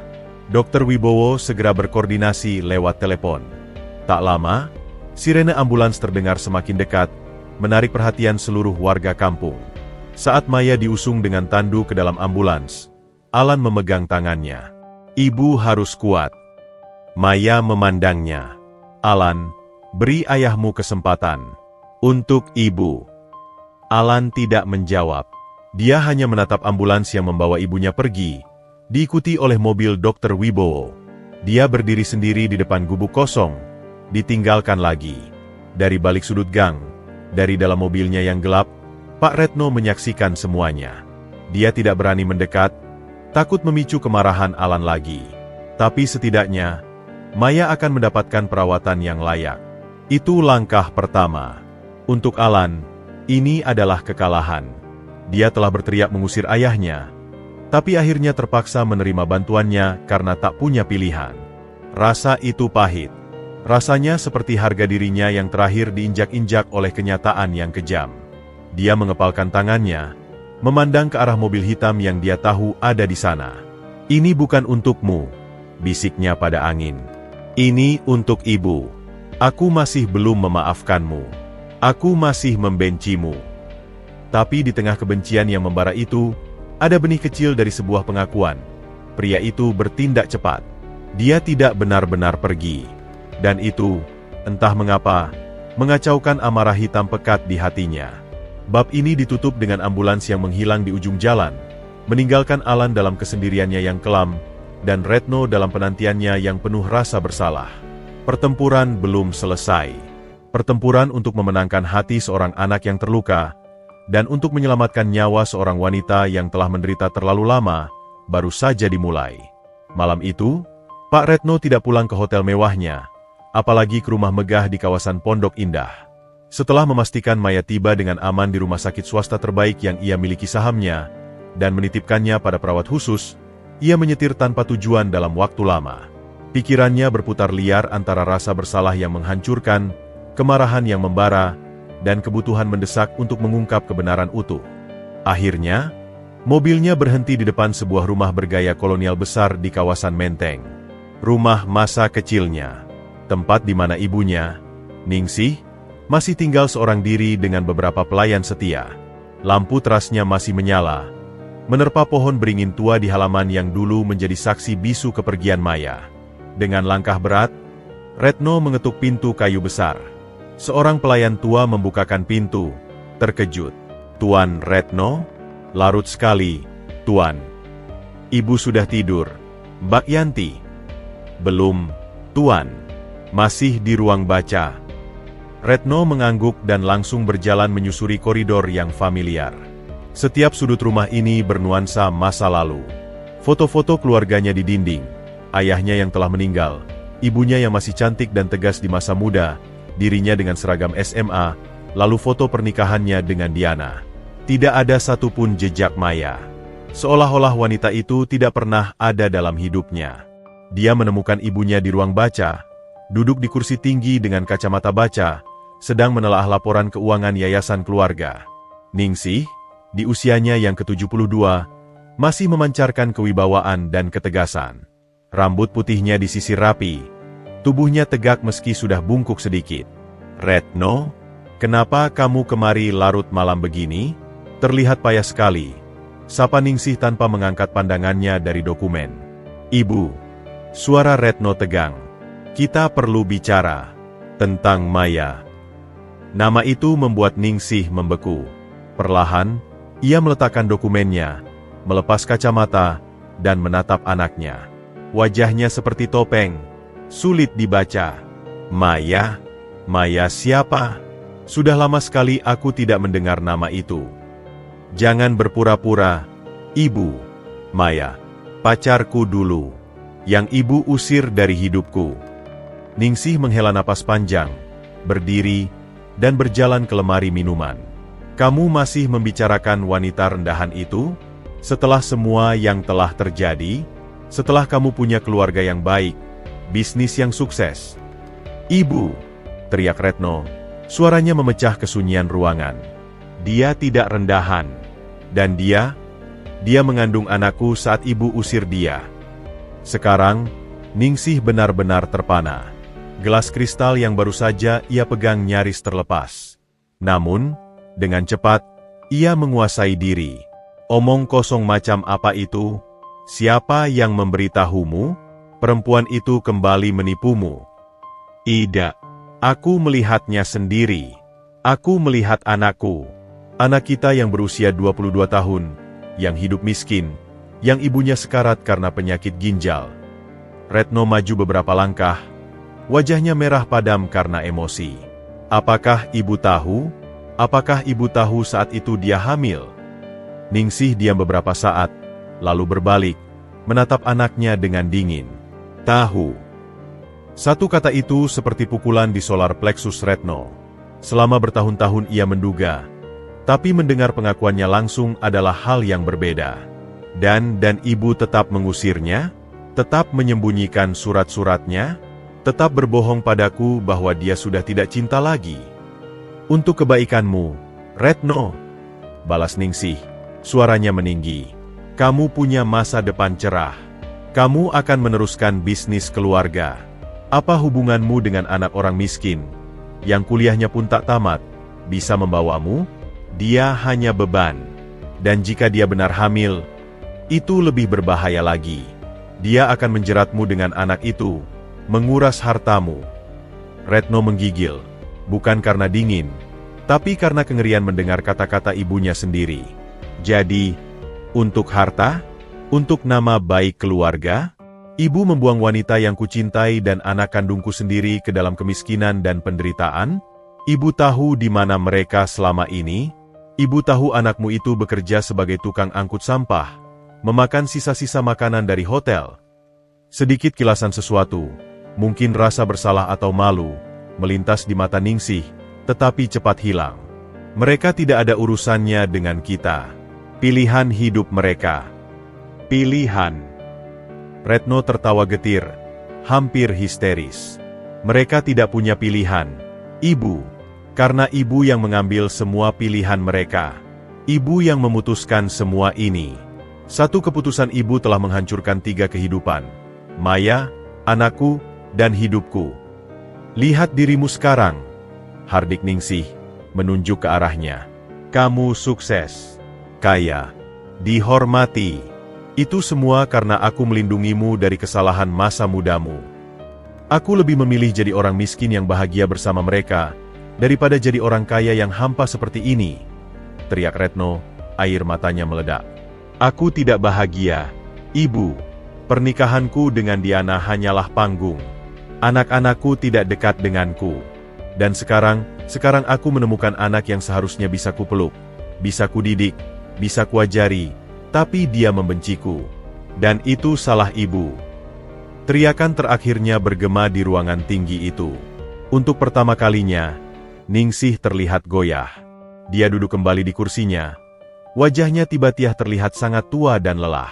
Kamu sudah menemui mereka? Tanyanya pelan. Iya. Hari ini, anakku, Alan, mengusirku. Dia membenciku. Dan dia berhak membenciku, karena aku adalah ayah yang tidak hadir. Tapi ibu adalah dalang semua ini. Retno menarik napas dalam-dalam, mencoba menenangkan diri. Di mana surat-suratnya? Surat yang Maya kirim untukku. Ningsih memandangnya lama, lalu menghela napas. Dia membuka laci bawah meja tulisnya yang antik, dan mengeluarkan sebuah kotak kayu kecil berukir. Dengan tangan gemetar, sekali lagi, Retno melihat kerapuhan di balik ketegaran ibunya. Dia membukanya. Di dalamnya, tersimpan beberapa surat beramplop coklat muda, sudah menguning dan rapuh. Retno dengan hati-hati mengambilnya. Tangannya gemetar hebat saat ia mengeluarkan selembar kertas dari amplop pertama. Tulisan tangan Maya yang cantik dan rapi menghiasi kertas itu. Retno sayang, aku tak tahu apakah surat ini akan sampai. Aku sudah mencoba telepon, tapi nomormu tidak aktif. Aku sedang mengandung anak kita. Aku takut, tapi juga bahagia. Tolong, temui aku. Kita perlu bicara. Aku di kos yang lama. Cintamu selalu, Maya. Tanggal surat itu sekitar 23 tahun yang lalu. Beberapa bulan setelah pertengkaran dan kepergian Maya. Surat kedua isinya lebih panik. Maya meminta bantuan, karena orang tuanya di kampung tidak bisa menerima keadaan dia yang hamil tanpa suami. Dia memohon Retno untuk datang menjemputnya. Surat ketiga berisi keputusasaan. Aku rasa ini surat terakhirku. Kamu tidak juga datang. Keluargamu bilang kamu sudah tidak ingin berhubungan lagi, dan akan menikah dengan orang yang lebih pantas. Aku mengerti. Aku lelah menunggu. Aku akan pergi dan tidak akan mengganggumu lagi. Jagalah dirimu. Maafkan aku dan anak kita. Setiap kata adalah paku yang menancap di hati Retno. Dia bisa membayangkan Maya yang sendirian, hamil, ditolak keluarga, dan ditinggalkan oleh orang yang dicintainya. Dia menangis terseduh-seduh, tak peduli lagi ada ibunya yang melihat. Semua ini selama ini ada di sini. Gumamnya, suaranya hancur, dan ibu menyimpannya. Ibu membiarkanku berpikir dia tega meninggalkanku. Ibu membiarkan cucumu tumbuh tanpa ayah. Ningsih tidak menjawab. Wajahnya pucat. Mungkin, untuk pertama kalinya dalam hidupnya, dia dihadapkan pada konsekuensi nyata dari tindakannya yang selama ini dia anggap benar. Ada lagi, bisik Ningsih tiba-tiba, membuka laci rahasia kecil di sisi meja. Dia mengeluarkan sebuah foto lama. Foto Maya muda dengan perut yang sudah membesar, mungkin sekitar 7 bulan, berdiri sendiri di depan sebuah gubuk. Wajahnya sedih tapi tegar. Ini dikirim oleh seseorang beberapa tahun setelahnya. Sebagai peringatan, katanya, agar aku tahu mereka tidak akan mengganggu, dan agar aku juga tidak usah mengganggu. Retno mengambil foto itu. Tangannya mengelus wajah Maya di foto. Rasa sakitnya begitu nyata. Siapa yang mengirim? Seseorang yang aku bayar untuk memastikan mereka tidak mendekatimu. Jawab Ningsih, hampir tak terdengar. Aku hanya ingin melindungimu. Nak, aku takut mereka akan memerasmu, merusak reputasimu. Lindungi? Ibu malah menghancurkanku. Retno meledak lagi. Dengan mengambil pilihanku, ibu mengambil jiwaku. Sekarang lihat hasilnya. Cucumu membenci neneknya yang bahkan tak dikenalnya. Dan anak yang kucintai sekarat di rumah sakit. Dia berdiri, menggenggam surat-surat dan foto itu erat-erat. Ibu, dari detik ini, urusan dengan Maya dan Alan adalah urusanku. Ibu tidak boleh campur tangan lagi. Jika ibu mencoba menghalangi lagi, ibu akan kehilangan aku untuk selamanya. Aku serius. Ningsih menatapnya, dan dalam matanya, Retno melihat sesuatu yang langka, ketakutan. Ketakutan kehilangan anak satu-satunya. Retno. Tidak ada yang bisa ibu katakan untuk membenarkan ini, potong Retno. Aku harus pergi. Aku harus ke rumah sakit. Dan besok, aku akan menemui anakku. Aku akan berusaha memperbaiki apa yang ibu rusak, meski mungkin sudah terlambat. Dia berbalik dan berjalan meninggalkan ruangan. Langkahnya penuh tekad, tapi juga kepedihan. Di ruang baca yang sunyi, Ningsih tetap duduk, terdiam lama. Tatapannya kosong menatap kotak kayu kosong di mejanya. Untuk pertama kalinya dalam hidupnya yang penuh kalkulasi dan kendali, dia meragukan setiap keputusan yang telah diambilnya. Dia telah memenangkan pertempuran memisahkan Retno dari Maya, tetapi mungkin telah kalah dalam perang untuk mempertahankan hati anaknya. Sementara itu, di mobilnya yang meluncur menuju rumah sakit, Retno memegang setir dengan satu tangan, sementara tangan lainnya masih menggenggam surat-surat tua itu. Kebenaran telah ia pegang. Sekarang, tinggal satu hal yang tersisa. Bagaimana cara menyembuhkan luka yang telah menganga selama 22 tahun, dan menyelamatkan keluarga yang tak pernah sempat ia miliki. Pagi hari di rumah sakit tampak terlalu terang dan steril bagi Alan. Bau antiseptik menggantikan aroma lembab dan tanah di gubuk mereka. Setelah semalaman bergadang di kursi plastik keras di luar Icu, tubuhnya pegal dan matanya bengkak. Tapi semua itu tidak sebanding dengan kelegaan samar karena ibunya kini terbaring di tempat tidur bersih, terhubung dengan monitor yang berdetak ritmis, dan selang infus yang meneteskan obat dan nutrisi. Namun, kelegaan itu tercampur pahit. Setiap kali ia melihat tagihan sementara yang diberikan administrasi, angka-angka itu seperti mengejeknya. Setiap tetes obat, setiap jasa dokter, setiap helai spray bersih, semua dibayar oleh orang yang ia usir kemarin. Alan. Suara itu membuatnya tersentak. Pak Retno berdiri beberapa langkah darinya, mengenakan kemeja sederhana dan celana chino, terlihat lebih lelah dari kemarin. Di tangannya ada sebuah paper bag dari toko makanan sehat. Aku tidak ingin mengganggu. Hanya ingin menengok ibumu dan membawakan ini untukmu. Kamu pasti belum makan.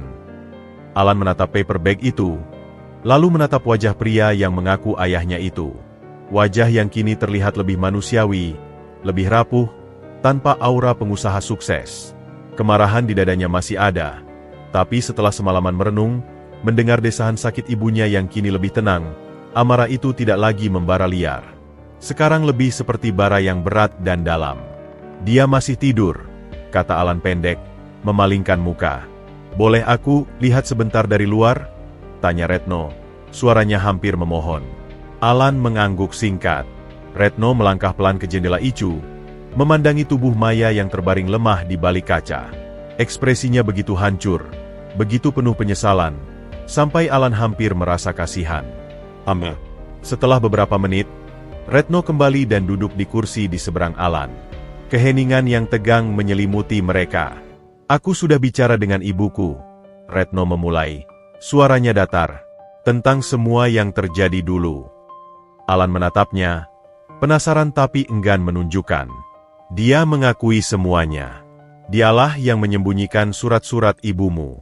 Dialah yang mengusir ibumu dengan uang. Dan dia tahu tentang kehamilan ibumu.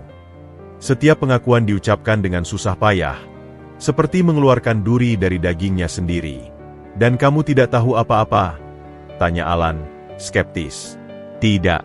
Aku berjanji padamu, Alan. Aku sama sekali tidak tahu. Aku mencari ibumu, tapi ibu dan keluarganya membentuk tembok yang begitu rapat. Aku akhirnya patah hati dan menyerah. Itu kesalahan terbesarku. Retno menatap lantai. Aku punya surat-suratnya, dan foto ibumu saat hamil denganmu. Jika kau mau lihat. Alan merasa dadanya sesak. Surat? Foto? Bukti fisik dari masa lalu yang selama ini hanya berupa cerita samar dari ibunya. Ia mengangguk pelan. Retno mengeluarkan amplop tua dari tasnya dan memberikannya. Dengan tangan gemetar, Alan mengambil surat pertama. Membaca tulisan ibunya yang muda, penuh harap lalu berubah jadi putus asa, adalah pengalaman yang menghancurkan. Saat ia melihat foto ibunya dengan perut membesar, wajah sendirian dan sedih, air matanya jatuh menetes di kertas foto yang sudah kuning. Jadi selama ini, ibu menderita karena nenekku? Gumam Alan, suaranya serak. Ya, tapi aku tidak melepas tanggung jawabku, Alan. Aku seharusnya lebih kuat. Aku seharusnya mencari lebih keras. Aku gagal. Retno menarik napas. Dan sekarang, satu-satunya hal yang bisa kulakukan adalah mencoba memperbaiki. Membantu ibumu sembuh. Dan mengenalmu, jika kau mengizinkan. Alan diam lama, memeluk foto itu. Ibumu? Dia datang kemari? Belum.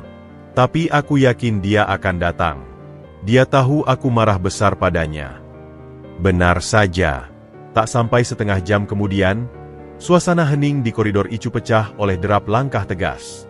Seorang wanita tua yang anggun tapi berwajah dingin, didampingi seorang asisten pribadi, berjalan mendekati mereka. Wajah Ningsih seperti diukir dari es, tapi matanya yang tajam menyapu Alan dari ujung kepala sampai kaki, kemudian tertuju pada Retno. Jadi ini dia, ucap Ningsih, suaranya datar, tanpa nada mempertanyakan. Cucu yang selama ini bersembunyi. Alan berdiri, tubuhnya menegang.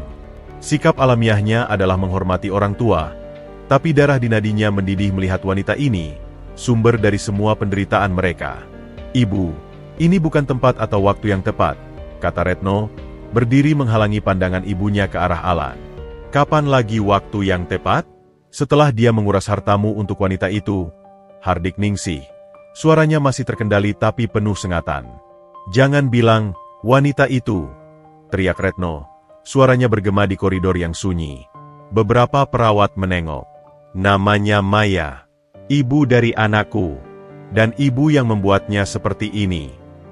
Ningsih sedikit terkejut dengan ledakan anaknya, tapi cepat menguasai diri. "Aku melakukan apa yang harus dilakukan untuk melindungi keluargamu, Retno. Lihatlah dirimu sekarang, sukses, terhormat. Itu berkat keputusan-keputusan sulit yang aku buat." "Sukses? Ibu pikir ini sukses?" Retno tertawa getir. "Aku punya istri yang hanya peduli pada gaya hidupnya, anak-anak yang asing bagiku, dan kehidupan yang hampa setiap hari. Dan sementara itu, anak kandungku yang sebenarnya tumbuh memakan sampah dan mengangkat sampah untuk bertahan hidup. Itu yang ibu sebut sukses." Ningsih memandang Alan lagi, kali ini dengan pandangan yang lebih detail. Baju lusuh, tangan yang kasar, tatapan penuh kebencian. "Dia tampak kuat. Dia bertahan. Itu bagus. Tapi dia bukan bagian dari dunia kita. Membawanya ke sini, membiayai semua ini," ia menunjuk ke arah Icu, "hanya akan menciptakan harapan palsu dan ketergantungan. Mereka akan mengurasmu, Retno." Alan tidak tahan lagi. Ia melangkah maju, berhadapan langsung dengan neneknya. "Kami tidak mau uangmu. Kami tidak pernah minta apapun dari keluargamu yang sok suci ini. Ibu saya sekarat karena bertahun-tahun hidup susah, kerja keras, dan tidak bisa berobat. Dan itu salahmu." Ningsih sedikit mundur, terkejut dengan keberanian dan intensitas tatapan cucunya itu. "Kamu tidak paham situasinya, anak muda." "Aku paham," bantah Alan. "Aku paham bahwa karena kesombongan dan kekakuanmu, aku tumbuh tanpa ayah. Aku paham bahwa ibuku harus menanggung malu dan sakit sendirian. Dan aku paham bahwa sekarang, ketika ayahku akhirnya muncul, kamu masih berusaha memisahkan kami. Apakah kamu tidak punya hati?" Teriakan Alan yang penuh luka itu membuat beberapa petugas medis mendekat, khawatir terjadi keributan. Ningsih berdiri tegak, wajahnya tetap seperti topeng, tapi Alan melihat sesuatu berkedip di matanya. Mungkin rasa malu, mungkin juga rasa sakit. "Hatiku ada untuk menjaga keluarga ini tetap utuh dan terhormat." "Keluargamu sudah hancur," seru Retno. "Utuh di luar, tapi busuk di dalam." Ibu melihat Alan, "Ini darah dagingku, dan darah daging ibu. Tapi ibu memperlakukannya seperti sampah. Seperti ibu memperlakukan Maya. Jangan bandingkan aku dengan mereka." Ningsih akhirnya kehilangan kesabaran. Suaranya meninggi. "Aku melakukan segalanya untukmu, agar kamu tidak terjebak dalam kehidupan melarat. Lihat kondisinya." Ia menunjuk ke arah Icu. "Itu yang akan menjadi bebanmu seumur hidup jika kamu terus begini." "Hei!" Suara lemah namun tegas terdengar dari arah pintu Icu yang terbuka. Seorang perawat mendorong kursi roda. Di atasnya duduk Maya, masih pucat dan lemah. Selang infus masih tertancap di tangannya. Tapi matanya yang berkaca-kaca membara dengan api yang tidak pernah Alan lihat sebelumnya. "Maya!" Retno bergegas mendekat. "Bu!" Alan juga berlari ke samping ibunya. Maya mengabaikan mereka. Pandangannya tertuju pada Ningsih. "Ibu Retno," ucapnya. Suaranya parau tapi jelas. 22 tahun yang lalu, ibu bilang aku hanya akan menjadi beban. Ibu bilang aku tidak pantas. Ibu memberi uang dan menyuruh aku menghilang. Dan aku menurut, karena aku muda, takut, dan mencintai Retno terlalu dalam untuk menjadi sumber masalahnya. Dia berhenti, menarik napas tipis. "Tapi ibu salah tentang satu hal. Aku bukan beban. Anakku," ia memegang tangan Alan, "bukan beban. Kami adalah keluarga. Keluarga yang ibu hancurkan. Dan lihatlah sekarang." Retno tidak bahagia. Aku sekarat. Alan penuh kebencian. Apakah keutuhan dan kehormatan keluarga ibu sepadan dengan semua kehancuran ini? Ningsih terdiam. Tatapannya terpaku pada Maya, pada wanita yang dulu bisa ia usir dengan sekantong uang, yang kini duduk di depan matanya, lemah secara fisik tapi kuat dalam kebenarannya. Untuk pertama kalinya, wanita tua itu tampak kehilangan kata-kata. Seluruh retorika tentang keluarga dan kehormatan rontok di hadapan penderitaan nyata yang ia sebabkan. Kami tidak butuh uangmu, Ibu, lanjut Maya, memegang tangan Retno yang lain. Kami butuh keadilan, butuh pengakuan. Butuh Ibu mengakui bahwa Ibu telah melakukan kesalahan yang sangat besar. Dan meminta maaf. Permintaan maaf. Kata itu seperti bahasa asing bagi Ningsih. Dalam hidupnya yang penuh kendali, dia tidak pernah meminta maaf. Memberi perintah, ya. Mengatur, ya. Tapi meminta maaf? Dia memandangi ketiga orang di depannya. Anaknya yang memandangnya dengan campuran kemarahan dan harapan, wanita yang telah ia sakiti, dan cucu yang tumbuh dengan kepahitan. Sebuah getaran aneh melintas di tubuhnya yang biasanya tegak. Mungkin itu adalah getaran dari fondasi dunia lamanya yang mulai retak. Tanpa mengucapkan sepatah kata lagi, Ningsih membalikkan badan. Langkahnya, yang biasanya tegas dan berwibawa, terlihat goyah. Diikuti asistennya, ia berjalan meninggalkan koridor, meninggalkan ketegangan yang masih menggantung dan sebuah tantangan yang tak terucapkan. Apakah ia akan berubah? Atau akan mengeraskan hati lagi? Pertempuran satu generasi telah usai dengan kekalahan telak Ningsih di medan moral. Tapi perang untuk menyatukan kembali keluarga yang tercerai-berai ini baru saja memasuki babak yang lebih rumit. Babak di mana kata maaf harus diucapkan, dan luka-luka lama harus benar-benar dibersihkan agar bisa sembuh. Minggu berlalu sejak Maya dirawat di rumah sakit. Kondisinya stabil, tidak lagi kritis, namun masih sangat lemah. Ginjalnya hanya berfungsi kurang dari 10%. Dokter sudah berbicara tentang opsi transplantasi, sebuah prospek yang tampak seperti mimpi di siang bolong bagi keluarga yang bahkan untuk biaya cuci darah rutin saja bergantung pada belas kasihan. Dan itulah yang menggerogoti Alan siang dan malam, ketergantungan. Pak Retno telah mengambil alih segalanya. Dia menyewa suite rumah sakit terbaik yang lebih mirip hotel bintang 5. Maya dikelilingi oleh perawat khusus, ahli gizi, dan dokter spesialis ginjal ternama. Tagihan yang menumpuk di meja administrasi mencapai angka yang membuat Alan pusing, setara dengan gajinya sebagai tukang angkut sampah selama 50 tahun. Setiap hari, Retno datang. Membawa bunga, buku yang dulu disukai Maya, makanan khusus dari chef pribadi. Dia duduk berjam-jam di samping tempat tidur Maya, kadang hanya berbicara pelan, kadang dia menyimpan kenangan. Alan melihat bagaimana ibunya perlahan mencair. Kerutan di wajahnya melunak saat Retno ada di dekatnya. Senyum kecil yang sudah lama tidak muncul, mulai terlihat lagi. Tapi setiap kali Retno mencoba merangkul Alan dalam lingkaran perhatiannya, menawarkan pakaian baru, menanyakan minatnya, bahkan menawarkan posisi kerja di perusahaannya, Alan menolak mentah-mentah. Penolakannya bukan lagi ledakan kemarahan seperti di gubuk, melainkan tembok dingin yang tak tertembus. Aku sudah atur semuanya, Alan, kata Retno suatu sore di ruang tunggu suite, setelah Maya tertidur. Biaya transplantasi, pendonor, semua sudah aku siapkan. Kamu tidak perlu khawatir tentang apapun lagi. Alan, yang sedang memandang keluar jendela ke kota yang hiruk-pikuk, tidak menoleh. Aku tidak mau. Tidak mau apa? Tidak mau semua ini. Alan berbalik, matanya datar. Tidak mau suite mewah. Tidak mau transplantasi yang kau bayar. Tidak mau hidup kami tiba-tiba menjadi tanggunganmu. Retno menghela napas, lelah. Ini bukan tanggungan, Alan. Ini tanggung jawabku. Sebagai suami Maya, sebagai ayahmu. Kau bukan suami ibu, dan kau bukan ayahku, seru Alan. Suaranya meninggi meski berusaha dikendalikan. Ayah adalah orang yang hadir, yang membersamai. Kau hilang selama 22 tahun, dan sekarang kau pikir dengan uang segunung, semua bisa kembali seperti semula. Aku tidak berpikir begitu. Aku tahu tidak bisa. Retno membalas, Rasa frustrasinya mulai tampak. Tapi setidaknya biarkan aku melakukan ini. Biarkan aku menyelamatkan nyawa ibumu. Apa salahnya dengan itu? Salahnya, itu akan membuat ibu merasa berhutang budi padamu. Itu akan membuat kami selamanya berada di bawah bayang-bayangmu. Langkah Alan mendekat, jarinya menunjuk ke arah kamar Maya. Ibu sudah hidup susah seumur hidup, dan harga dirinya adalah satu-satunya yang tidak pernah terjual. Sekarang kau mau membeli itu juga dengan uangmu?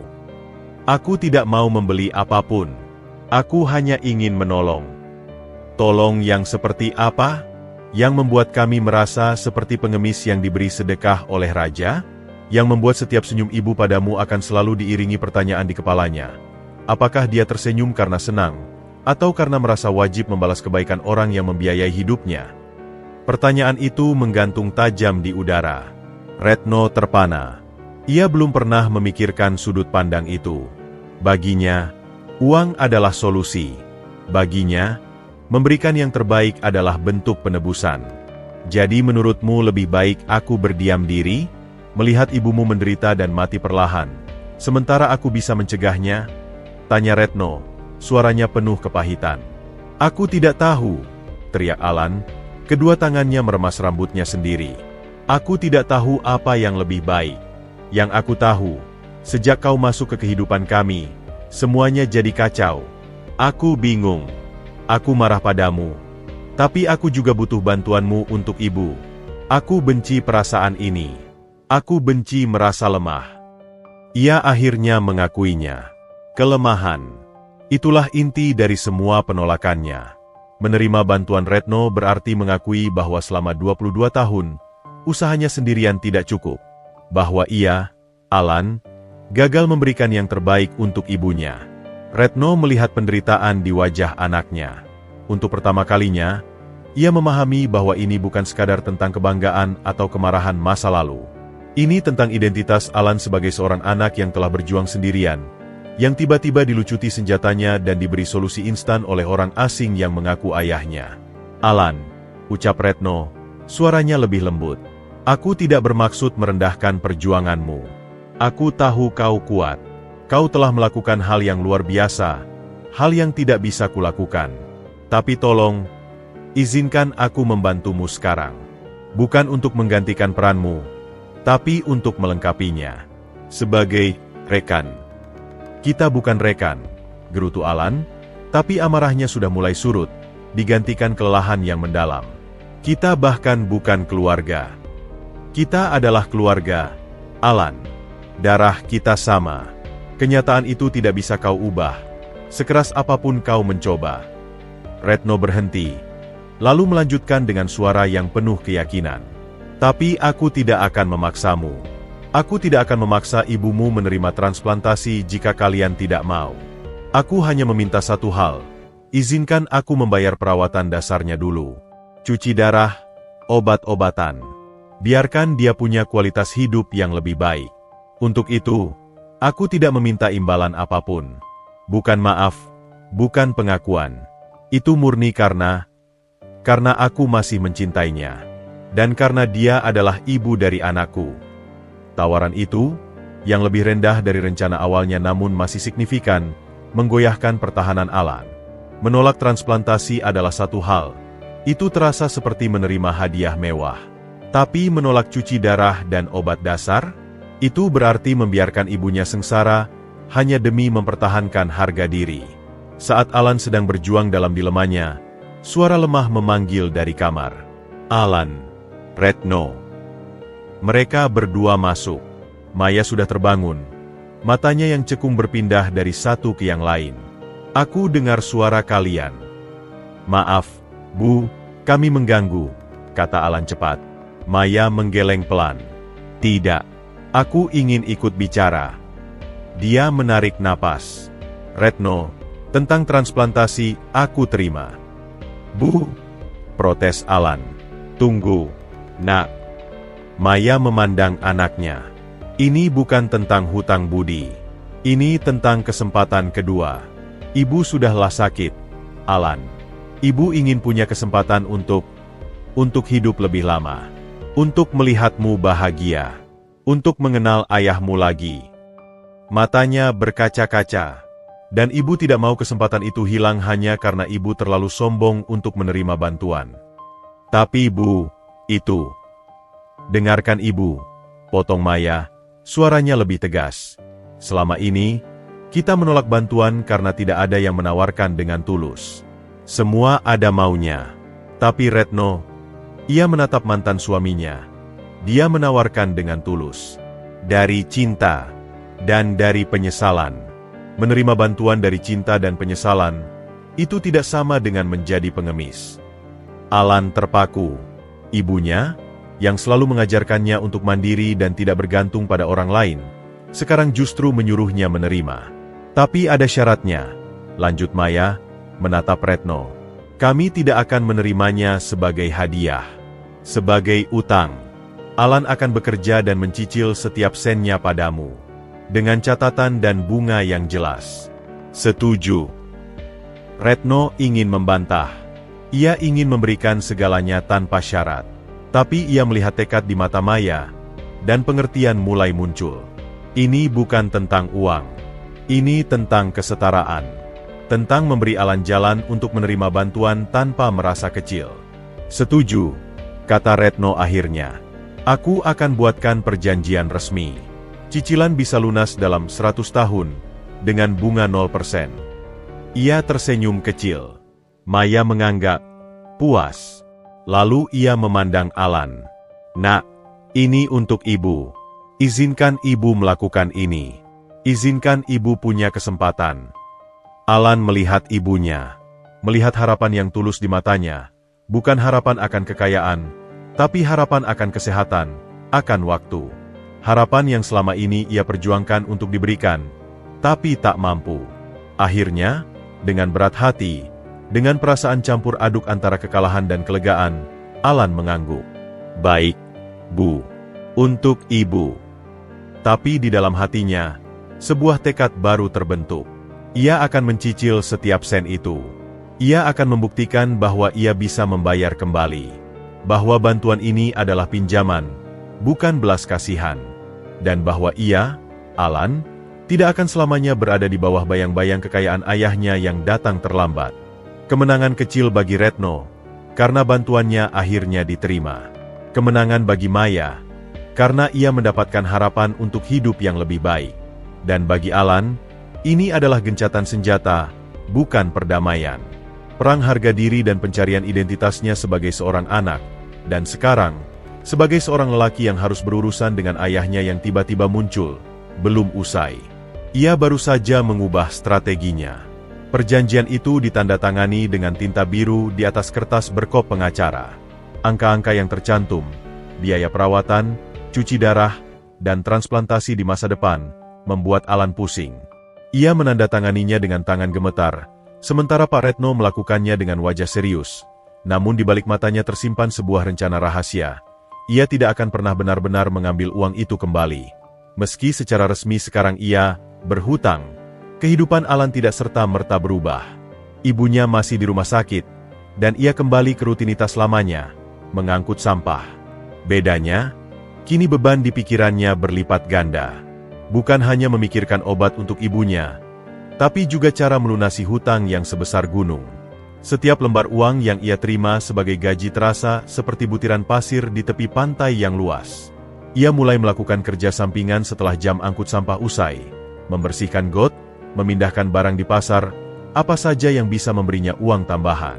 Ia jarang menjenguk ibunya di siang hari karena malu dengan bau keringat dan bajunya yang kotor. Memilih datang larut malam saat korongan rumah sakit sepi. Suatu malam, 10 hari setelah perjanjian ditandatangani, Alan pulang ke gubuknya yang kosong dan gelap. Rasa lelah yang begitu dalam merasuk ke tulang-tulangnya. Saat ia menyalakan lampu neon 5 watt yang berkedip-kedip, matanya tertuju pada sebuah kotak kayu kecil di atas meja plastik reyap, kotak pusaka satu-satunya milik ibunya. Dengan hati berdebar, ia membukanya. Di dalamnya, tersimpan sedikit perhiasan emas tipis peninggalan nenek Maya, sepasang anting-anting, cincin kawin sederhana dari kakeknya, dan sebuah kalung rantai emas halus dengan liontin berbentuk hati kecil. Itu adalah hadiah terakhir dari nenek Maya sebelum meninggal, dan ibunya selalu berkata, Ini untuk jaga-jaga di saat paling sulit, nak. Sekarang adalah saat itu. Alan mengeluarkan kalung itu. Emasnya tidak berat, mungkin hanya beberapa gram. Tapi mungkin cukup untuk membayar beberapa kali cuci darah, atau untuk membeli obat-obatan khusus yang tidak ditanggung asuransi, yang juga dibayar Retno, tapi Alan ngotot ingin menanggung sebagian. Dengan kalung ini tersimpan di sakunya, ia merasa masih punya sedikit kendali. Keesokan harinya, ia pergi ke sebuah toko emas tua di pasar. Pedagangnya, seorang pria tua bermata tajam, mengamati kalung itu dengan kaca pembesar. Emasnya tipis. Liontinnya juga kecil. Mau saya timbang? Katanya dengan nada merendahkan, seolah tahu Alan adalah orang yang terjepit. Tolong, jawab Alan singkat. Setelah ditimbang dan dihitung, nominal yang ditawarkan membuat jantungnya tenggelam. Jauh lebih kecil dari yang ia harapkan. Bahkan tidak cukup untuk 1 kali cuci darah di rumah sakit swasta. Tidak bisa lebih? Tanyanya, suara kecil. Sudah harga pas. Nak, mau jual atau tidak? Alan melihat kalung di telapak tangan si pedagang. Ia membayangkan ibunya memakainya di acara-acara penting dulu, seperti saat ia wisuda SD, momen bahagia terakhir sebelum penyakit ginjalnya semakin parah. Tapi kemudian ia membayangkan wajah ibunya yang kesakitan setiap malam. Dengan ini saja, kata Alan akhirnya, suaranya parau. Uang yang ia terima terasa ringan dan hampa di sakunya. Saat ia berjalan keluar dari toko emas, hujan gerimis mulai turun, membasahi jalanan kumuh pasar. Alan berdiri di bawah atap seng yang bocor, menatap uang receh yang tidak akan mengubah apa-apa. Ia merasa seperti telah mengkhianati ibunya dengan menjual kenangan terakhirnya, dan itu pun sia-sia. Sudah tidak ada jalan lain, bisik hatinya yang lelah. Harus kerja lebih keras. Tapi tubuhnya sudah mencapai batas. Jam kerjanya sudah 2 shift. Tidurnya hanya 3-4 jam sehari. Badannya yang kurus semakin kering. Matanya cekung. Dalam keputusasaan itu, matanya tertangkap sebuah poster yang terpalek di dinding toko emas, tertutup sebagian oleh iklan pinjaman online. Poster lowongan kerja untuk PT Retno Group. Dicari, kuli angkut untuk gudang pusat. Gaji harian, kerja keras, langsung cair. Jantungnya berdebar kencang. Bekerja di perusahaan ayahnya, itu seperti menjual jiwa. Tapi, gaji harian dan langsung cair. Itu yang ia butuhkan sekarang. Uang tunai untuk kebutuhan sehari-hari, untuk sedikit mengurangi beban hutang yang ia catat sendiri di buku kecilnya. Konflik batinnya sengit. Di satu sisi, kebencian dan keengganan untuk berhubungan lebih jauh dengan Retno. Di sisi lain, kebutuhan yang nyata dan mendesak. Pikirannya berpacu. Ia bisa menyembunyikan identitasnya. Nama, Alan, itu biasa. Ia tidak akan pernah menyebutkan hubungannya dengan sang pemilik. Lagi pula, posisi kuli angkut di gudang pasti jauh dari ruang direksi. Mungkin saja tidak akan pernah bertemu. Dengan tekad yang terpaksa, Alan merobek nomor kontak di bagian bawah poster. Ia menelepon dari telepon umum, menyamar dengan suara datar. Ia dijanjikan wawancara besok pagi. Malam itu, di samping tempat tidur ibunya, Alan bercerita bahwa ia dapat pekerjaan tambahan di sebuah gudang. Gajinya lumayan, Bu. Bisa buat nabung bayar hutang. Maya memandangnya dengan mata penuh kekhawatiran. Jangan terlalu memaksakan diri, Nak. Ibu lihat kamu semakin kurus. Aku kuat, Bu, ucap Alan, memaksakan senyum. Yang penting ibu cepat sembuh. Maya memegang tangannya. Alan, kamu tidak perlu membuktikan apapun pada ayahmu. Kamu sudah membuktikan segalanya padaku. Tapi bagi Alan, itu bukan lagi tentang membuktikan sesuatu pada Retno. Ini tentang membuktikan pada dirinya sendiri bahwa ia masih bisa berdiri di atas kakinya sendiri, meski harus mengais rezeki di bawah atap perusahaan ayahnya. Keesokan harinya, dengan mengenakan kaos dan celana kerja lusuh terbaik yang ia miliki, Alan pergi ke alamat gudang PT Retno Group di kawasan industri. Gedungnya besar, bergaya modern, dengan logo besar di depan. Perasaan aneh menyergapnya. Perusahaan sebesar ini adalah milik ayahnya, sementara ia masuk lewat pintu belakang sebagai calon kuli. Prosesnya cepat. Mandor gudang, seorang pria kasar bernama Bang Jarot, hanya melihat tubuh Alan yang kurus lalu mengerutkan kening. "Kamu kuat angkut karung 25 kilo?" "Bisa, Bang," jawab Alan, berusaha membuat suaranya percaya diri. "Kita coba 1 hari. Gaji harian, 50.000. Mau?"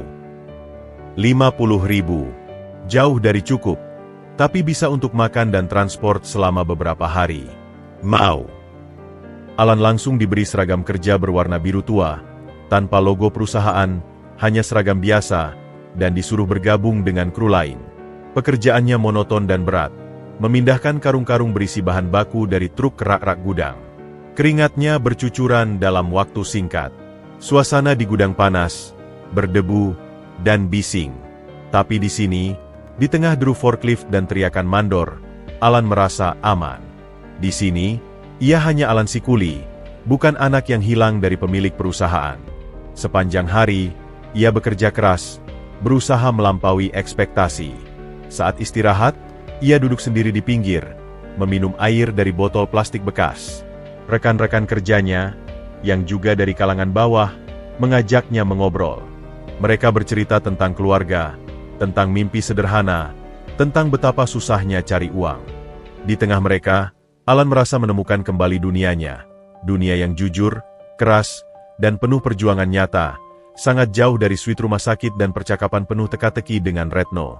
Ketika hari berganti, dan Alan menerima lembaran Rp50.000 yang lecek dari Bang Jarot, ada perasaan aneh di hatinya. Ini uang yang ia peroleh dengan keringatnya sendiri, di tempat yang terkait dengan ayahnya, tapi tanpa campur tangan langsung sang ayah. Ia tidak tahu bahwa di lantai 3 gedung administrasi yang terhubung dengan gudang, sebuah kamera keamanan merekam aktivitas di bawah. Dan seorang petugas keamanan yang sedang bersandar, iseng-iseng memperhatikan monitor, melihat sosok yang familiar. Ia pernah melihat foto pria muda itu dalam briefing internal. Foto yang disebarkan diam-diam oleh asisten pribadi Pak Retno dengan pesan, "Jika ada yang melihat anak muda ini di sekitar properti grup, laporkan langsung." Petugas itu mengernyitkan kening, lalu mengambil telepon. Alan, yang sama sekali tidak menyadari bahwa langkahnya telah dipantau sejak awal, melipat uang 50.000 itu dan menyimpannya di saku celana dalamnya, dilapisi plastik. Ia merasa telah mengambil kendali, sedikit, atas kekacauan hidupnya. Yang ia tidak tahu adalah, pengorbanannya, menjual kalung ibunya, menjual tenaganya di perusahaan ayahnya, hanyalah awal dari sebuah jalan berliku yang akan mempertemukannya kembali dengan Retno dalam situasi yang jauh lebih rumit, dan memaksa mereka berdua untuk melihat satu sama lain bukan sebagai ayah yang bersalah dan anak yang terluka, tetapi sebagai dua lelaki yang terpisah oleh waktu, namun terhubung oleh darah dan sebuah gudang yang penuh debu. Minggu pertama Alan bekerja di gudang PT Retno Group adalah pelajaran dalam keuletan fisik. Otot-ototnya yang sudah terbiasa mengangkat sampah, kini beradaptasi dengan beban karung yang lebih teratur namun berat. Suara dengkur forklift, teriakan mandor, dan gemuruh truk menjadi latar belakang hari-harinya. Ia memilih untuk tetap tidak mencolok, menyelesaikan tugas dengan efisien, dan menghindari obrolan yang terlalu dalam dengan rekan kerja. Identitasnya aman. Ia hanya Alan si pendatang baru, yang pekerja keras. Di lantai 3, di balik kaca patri yang memantulkan kemewahan, Pak Retno baru saja menyelesaikan rapat dengan investor. Sebuah proyek properti baru disetujui, menambah lagi kekayaannya. Tapi sorak-sorai di ruang rapat itu terasa hampa baginya. Pikirannya selalu melayang ke dua kamar. Satu di rumah sakit, tempat Maya berbaring. Satu lagi di gubuk tepi kali, tempat Alan memilih untuk kembali setelah bekerja, menolak tawaran Retno untuk tinggal di apartemen yang lebih layak. "Pak Retno," sapa asisten pribadinya, Rendra, memasuki ruangan dengan tablet di tangan. Laporan bulanan dari divisi logistik. "Dan, ada satu hal yang mungkin ingin Bapak ketahui." Retno mengangkat alis, mengambil laporan. "Apa itu?" "Seseorang dari keamanan gudang pusat melaporkan penemuan yang menarik." Rendra menggeser layar tabletnya, menunjukkan cuplikan rekaman CCTV. Gambarnya agak kabur, tapi memperlihatkan sosok muda bertubuh kurus sedang mengangkat karung kerak tinggi. "Anak Bapak, Alan. Dia bekerja di gudang kita, Pak, sejak seminggu yang lalu." Retno menjatuhkan dokumen yang sedang dipegangnya. Dadanya sesak. "Alan? Bekerja di sini? Sebagai kuli angkut? Rasa sakit, malu, dan sebuah kebanggaan aneh bertempur di dalam dirinya. Kenapa tidak ada yang memberitahu saya sebelumnya? Tanyanya, suara terdengar tertekan. Dia mendaftar dengan nama biasa, Pak. Tidak menyebutkan hubungan apapun. Sistem penerimaan level bawah juga otomatis. Kami baru tahu setelah petugas keamanan yang pernah melihat foto internalnya melaporkan. Retno berdiri, berjalan ke jendela yang menghadap ke arah kompleks gudang di belakang gedung utama. Dari sini, ia hanya bisa melihat atap seng yang luas. Tapi di bawah sana, anaknya sedang membanting tulang untuk upah harian yang bahkan tidak sebanding dengan harga makan siangnya di hotel. Apakah Bapak ingin kami memindahkannya? Atau meningkatkan posisinya? Tanya Rendra hati-hati. Tidak, jawab Retno cepat. Ia memutar otak. Alan jelas memilih bekerja di sini tanpa sepengetahuannya. Itu adalah pernyataan. Sebuah usaha untuk mandiri, untuk menjaga jarak. Jika Retno mencampuri secara kasar, itu hanya akan dianggap sebagai bentuk kontrol lain, dan akan membuat Alan kabur atau marah. Dia punya alasan sendiri untuk berada di sini. Kita harus menghormatinya. Tapi ia tidak bisa membiarkan anaknya terus-terusan melakukan pekerjaan kasar yang menguras fisik, sementara kondisinya sendiri sudah kurus kelelahan. Retno harus pintar. Rendra, katanya, sambil berpikir cepat. Besok, atur inspeksi mendadak di gudang. Saya akan turun sendiri. Lalu, selama inspeksi, saya akan memperhatikan dia dan menanyakan beberapa hal. Dari situ, kita beri mandornya instruksi untuk memindahkannya ke posisi yang lebih ringan, dengan alasan yang masuk akal. Posisi apa, Pak? Retno berpikir. Asisten administrasi gudang. Catat keluar masuk barang. Periksa dokumen pengiriman. Sesuatu yang tetap membutuhkan ketelitian, tapi tidak menghancurkan fisiknya. Dan yang penting, beri dia akses pelatihan komputer dasar. Gajinya juga naikkan secara wajar. Jangan mencolok. Rendra mengangguk. Memahami permainan halus yang harus dijalankan. Saya atur, Pak. Keesokan harinya, suasana di gudang lebih tegang dari biasanya. Kabar bahwa direktur utama akan melakukan inspeksi mendadak membuat para mandor gugup dan buruh-buruh berusaha tampak sibuk. Alan, yang tidak tahu apa-apa, tetap menjalankan tugasnya memindahkan karung berisi biji plastik. Ketika sekelompok orang memasuki gudang dengan langkah tegas, dipimpin oleh seorang pria berjas rapi, jantungnya hampir melompat keluar dari dadanya. Retno. Alan membungkuk lebih dalam, berusaha bersembunyi di balik tumpukan karung. Tapi nasib berkata lain. Bang Jarot, sang mandor, justru memanggilnya. Alan, sini bantu bongkar yang dari truk depan. Terpaksa, dengan kepala tertunduk, Alan berjalan mendekati truk yang sedang dibongkar. Dari sudut matanya, ia melihat Retno dan rombongannya mendekat. Ia berharap-harap cemas ayahnya tidak mengenalinya. Retno berhenti beberapa meter darinya, berpura-pura mendengarkan laporan manajer gudang. Matanya, bagaimanapun, menyapu area dan akhirnya berhenti pada Alan. Ekspresinya tetap profesional, tidak menunjukkan pengenalan. Anak muda itu, kata Retno tiba-tiba, suaranya berwibawa, menunjuk ke arah Alan. Dia terlihat cekatan. Sudah lama bekerja di sini. Bang Jarot terkejut, lalu menjawab, baru seminggu, Pak Direktur. Tapi memang rajin. Retno mendekat. Alan membeku. Tangannya masih memegang karung. Ia tidak berani menatap. Namanya siapa? Tanya Retno, seolah-olah benar-benar tidak mengenal. Alan. Pak, jawab Alan, suaranya serak. Retno menganggak. Matanya menyiratkan sesuatu yang hanya bisa ditangkap Alan. Sebuah pengakuan diam-diam, sebuah janji untuk tidak membongkar rahasia. Kamu bisa baca tulis? Hitung angka? Bisa, Pak, jawab Alan, bingung. Bagus. Retno menoleh ke manajer gudang. Staf administrasi kita di sini kan kurang? Yang kemarin mengundurkan diri. Butuh orang yang teliti dan mengerti proses lapangan. Coba latih dia. Pindahkan ke posisi itu. Gaji disesuaikan. Manajer gudang mengangguk cepat. Siap, Pak Direktur. Alan terperangah.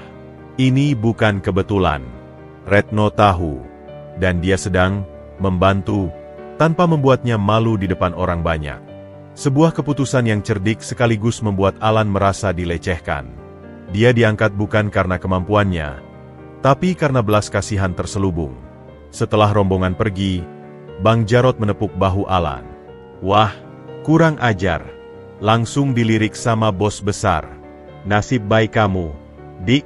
Kerja di kantor, AC, gaji lebih gede. Besok langsung pindah ya ke bagian administrasi.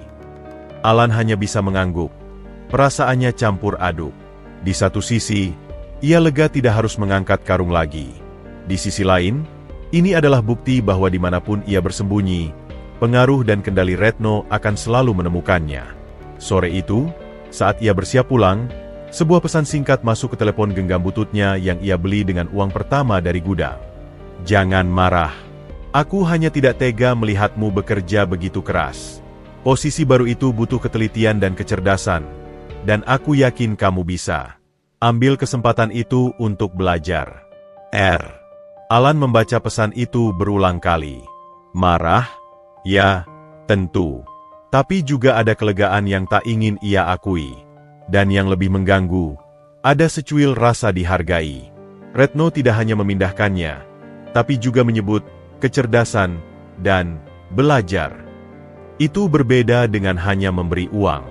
Keesokan harinya, Alan duduk di kursi plastik di sebuah ruangan kecil ber-AC, di depan komputer tua. Tugasnya adalah mencocokkan faktur pengiriman dengan barang yang masuk. Pekerjaannya jauh lebih ringan secara fisik, tapi menuntut konsentrasi. Seorang staf senior dengan sabar mengajarinya dasar-dasar Excel dan sistem inventory. Di hari-hari berikutnya, Alan menemukan bahwa ia cepat memahami sistem ini. Logika keluar masuk barang, perhitungan stok, semua itu masuk akal baginya. Ia bahkan menemukan beberapa kesalahan kecil dalam catatan lama. Saat ia melaporkannya pada atasannya yang baru, ia mendapat pujian. Hebat, Alan. Mata teliti kamu. Pujian itu, kecil saja, tapi terasa tulus. Ia merasa berguna.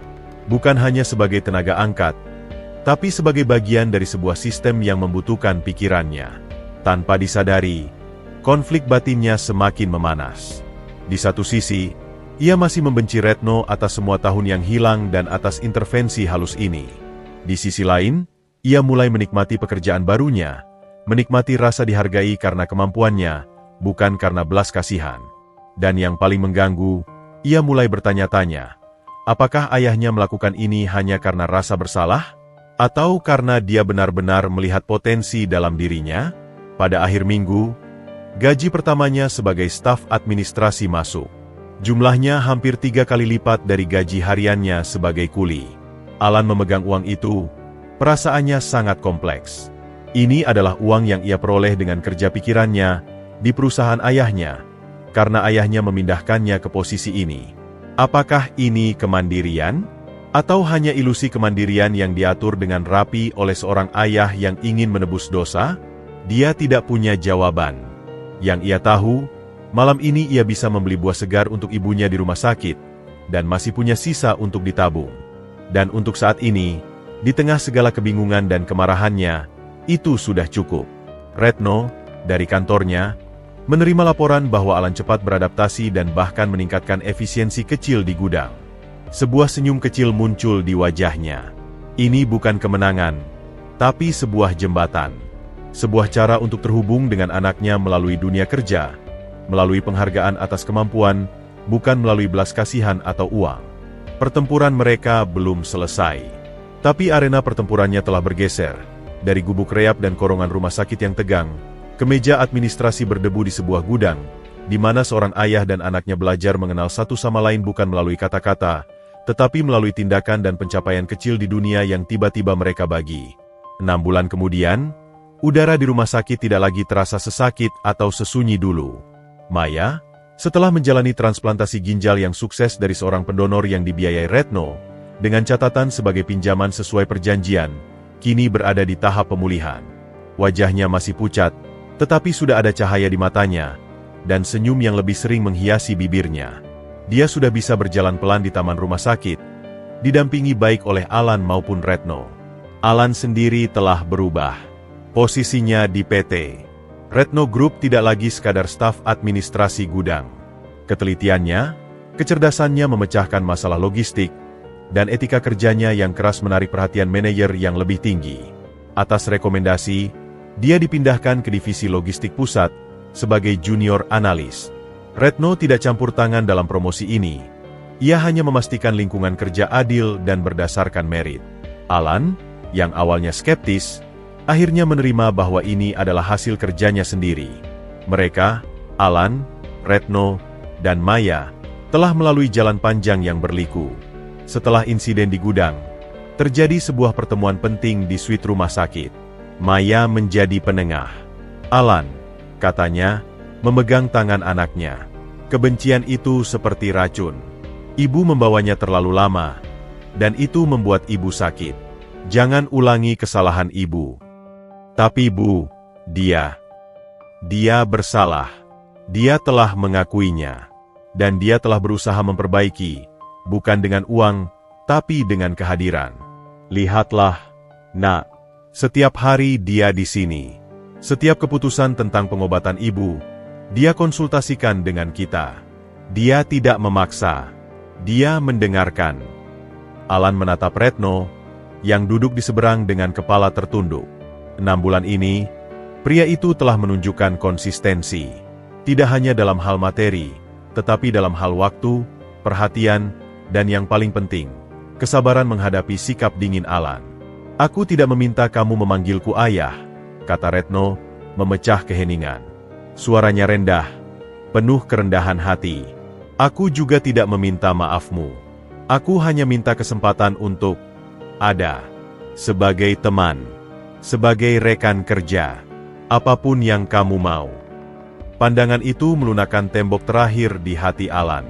Ia melihat ibunya yang kini punya harapan hidup, melihat pekerjaan yang ia banggakan, dan melihat pria di depan yang telah berubah dari pengusaha angkuh menjadi seseorang yang rapuh dan tulus. Aku masih marah, ucap Alan akhirnya, jujur. Tapi, aku juga lelah marah. Dan aku melihat usahamu. Itulah titik balik.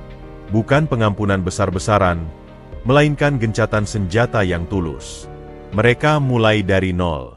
Makan malam bersama di rumah sakit, membicarakan hal-hal ringan. Retno belajar mendengarkan cerita Alan tentang dunia logistik dari sudut pandang lapangan, dan Alan mulai melihat sisi manusia dari ayahnya, ketakutannya, harapannya, dan penyesalannya yang mendalam. Ningsih, sang nenek, tetap menjadi tantangan. Dia datang sekali ke rumah sakit, kaku dan jauh. Tapi kali ini, Maya yang menghadapinya. Kami tidak membutuhkan uang atau pengakuan sosial dari ibu, kata Maya, tenang namun tegas. Kami butuh ibu melihat Alan sebagai cucu. Bukan sebagai kesalahan, bukan sebagai ancaman, tapi sebagai keluarga. Ningsih tidak menjawab, tapi dia tidak lagi menentang. Diamnya adalah kemajuan. Dia mulai mengirimkan makanan melalui sopir, meski tanpa pesan.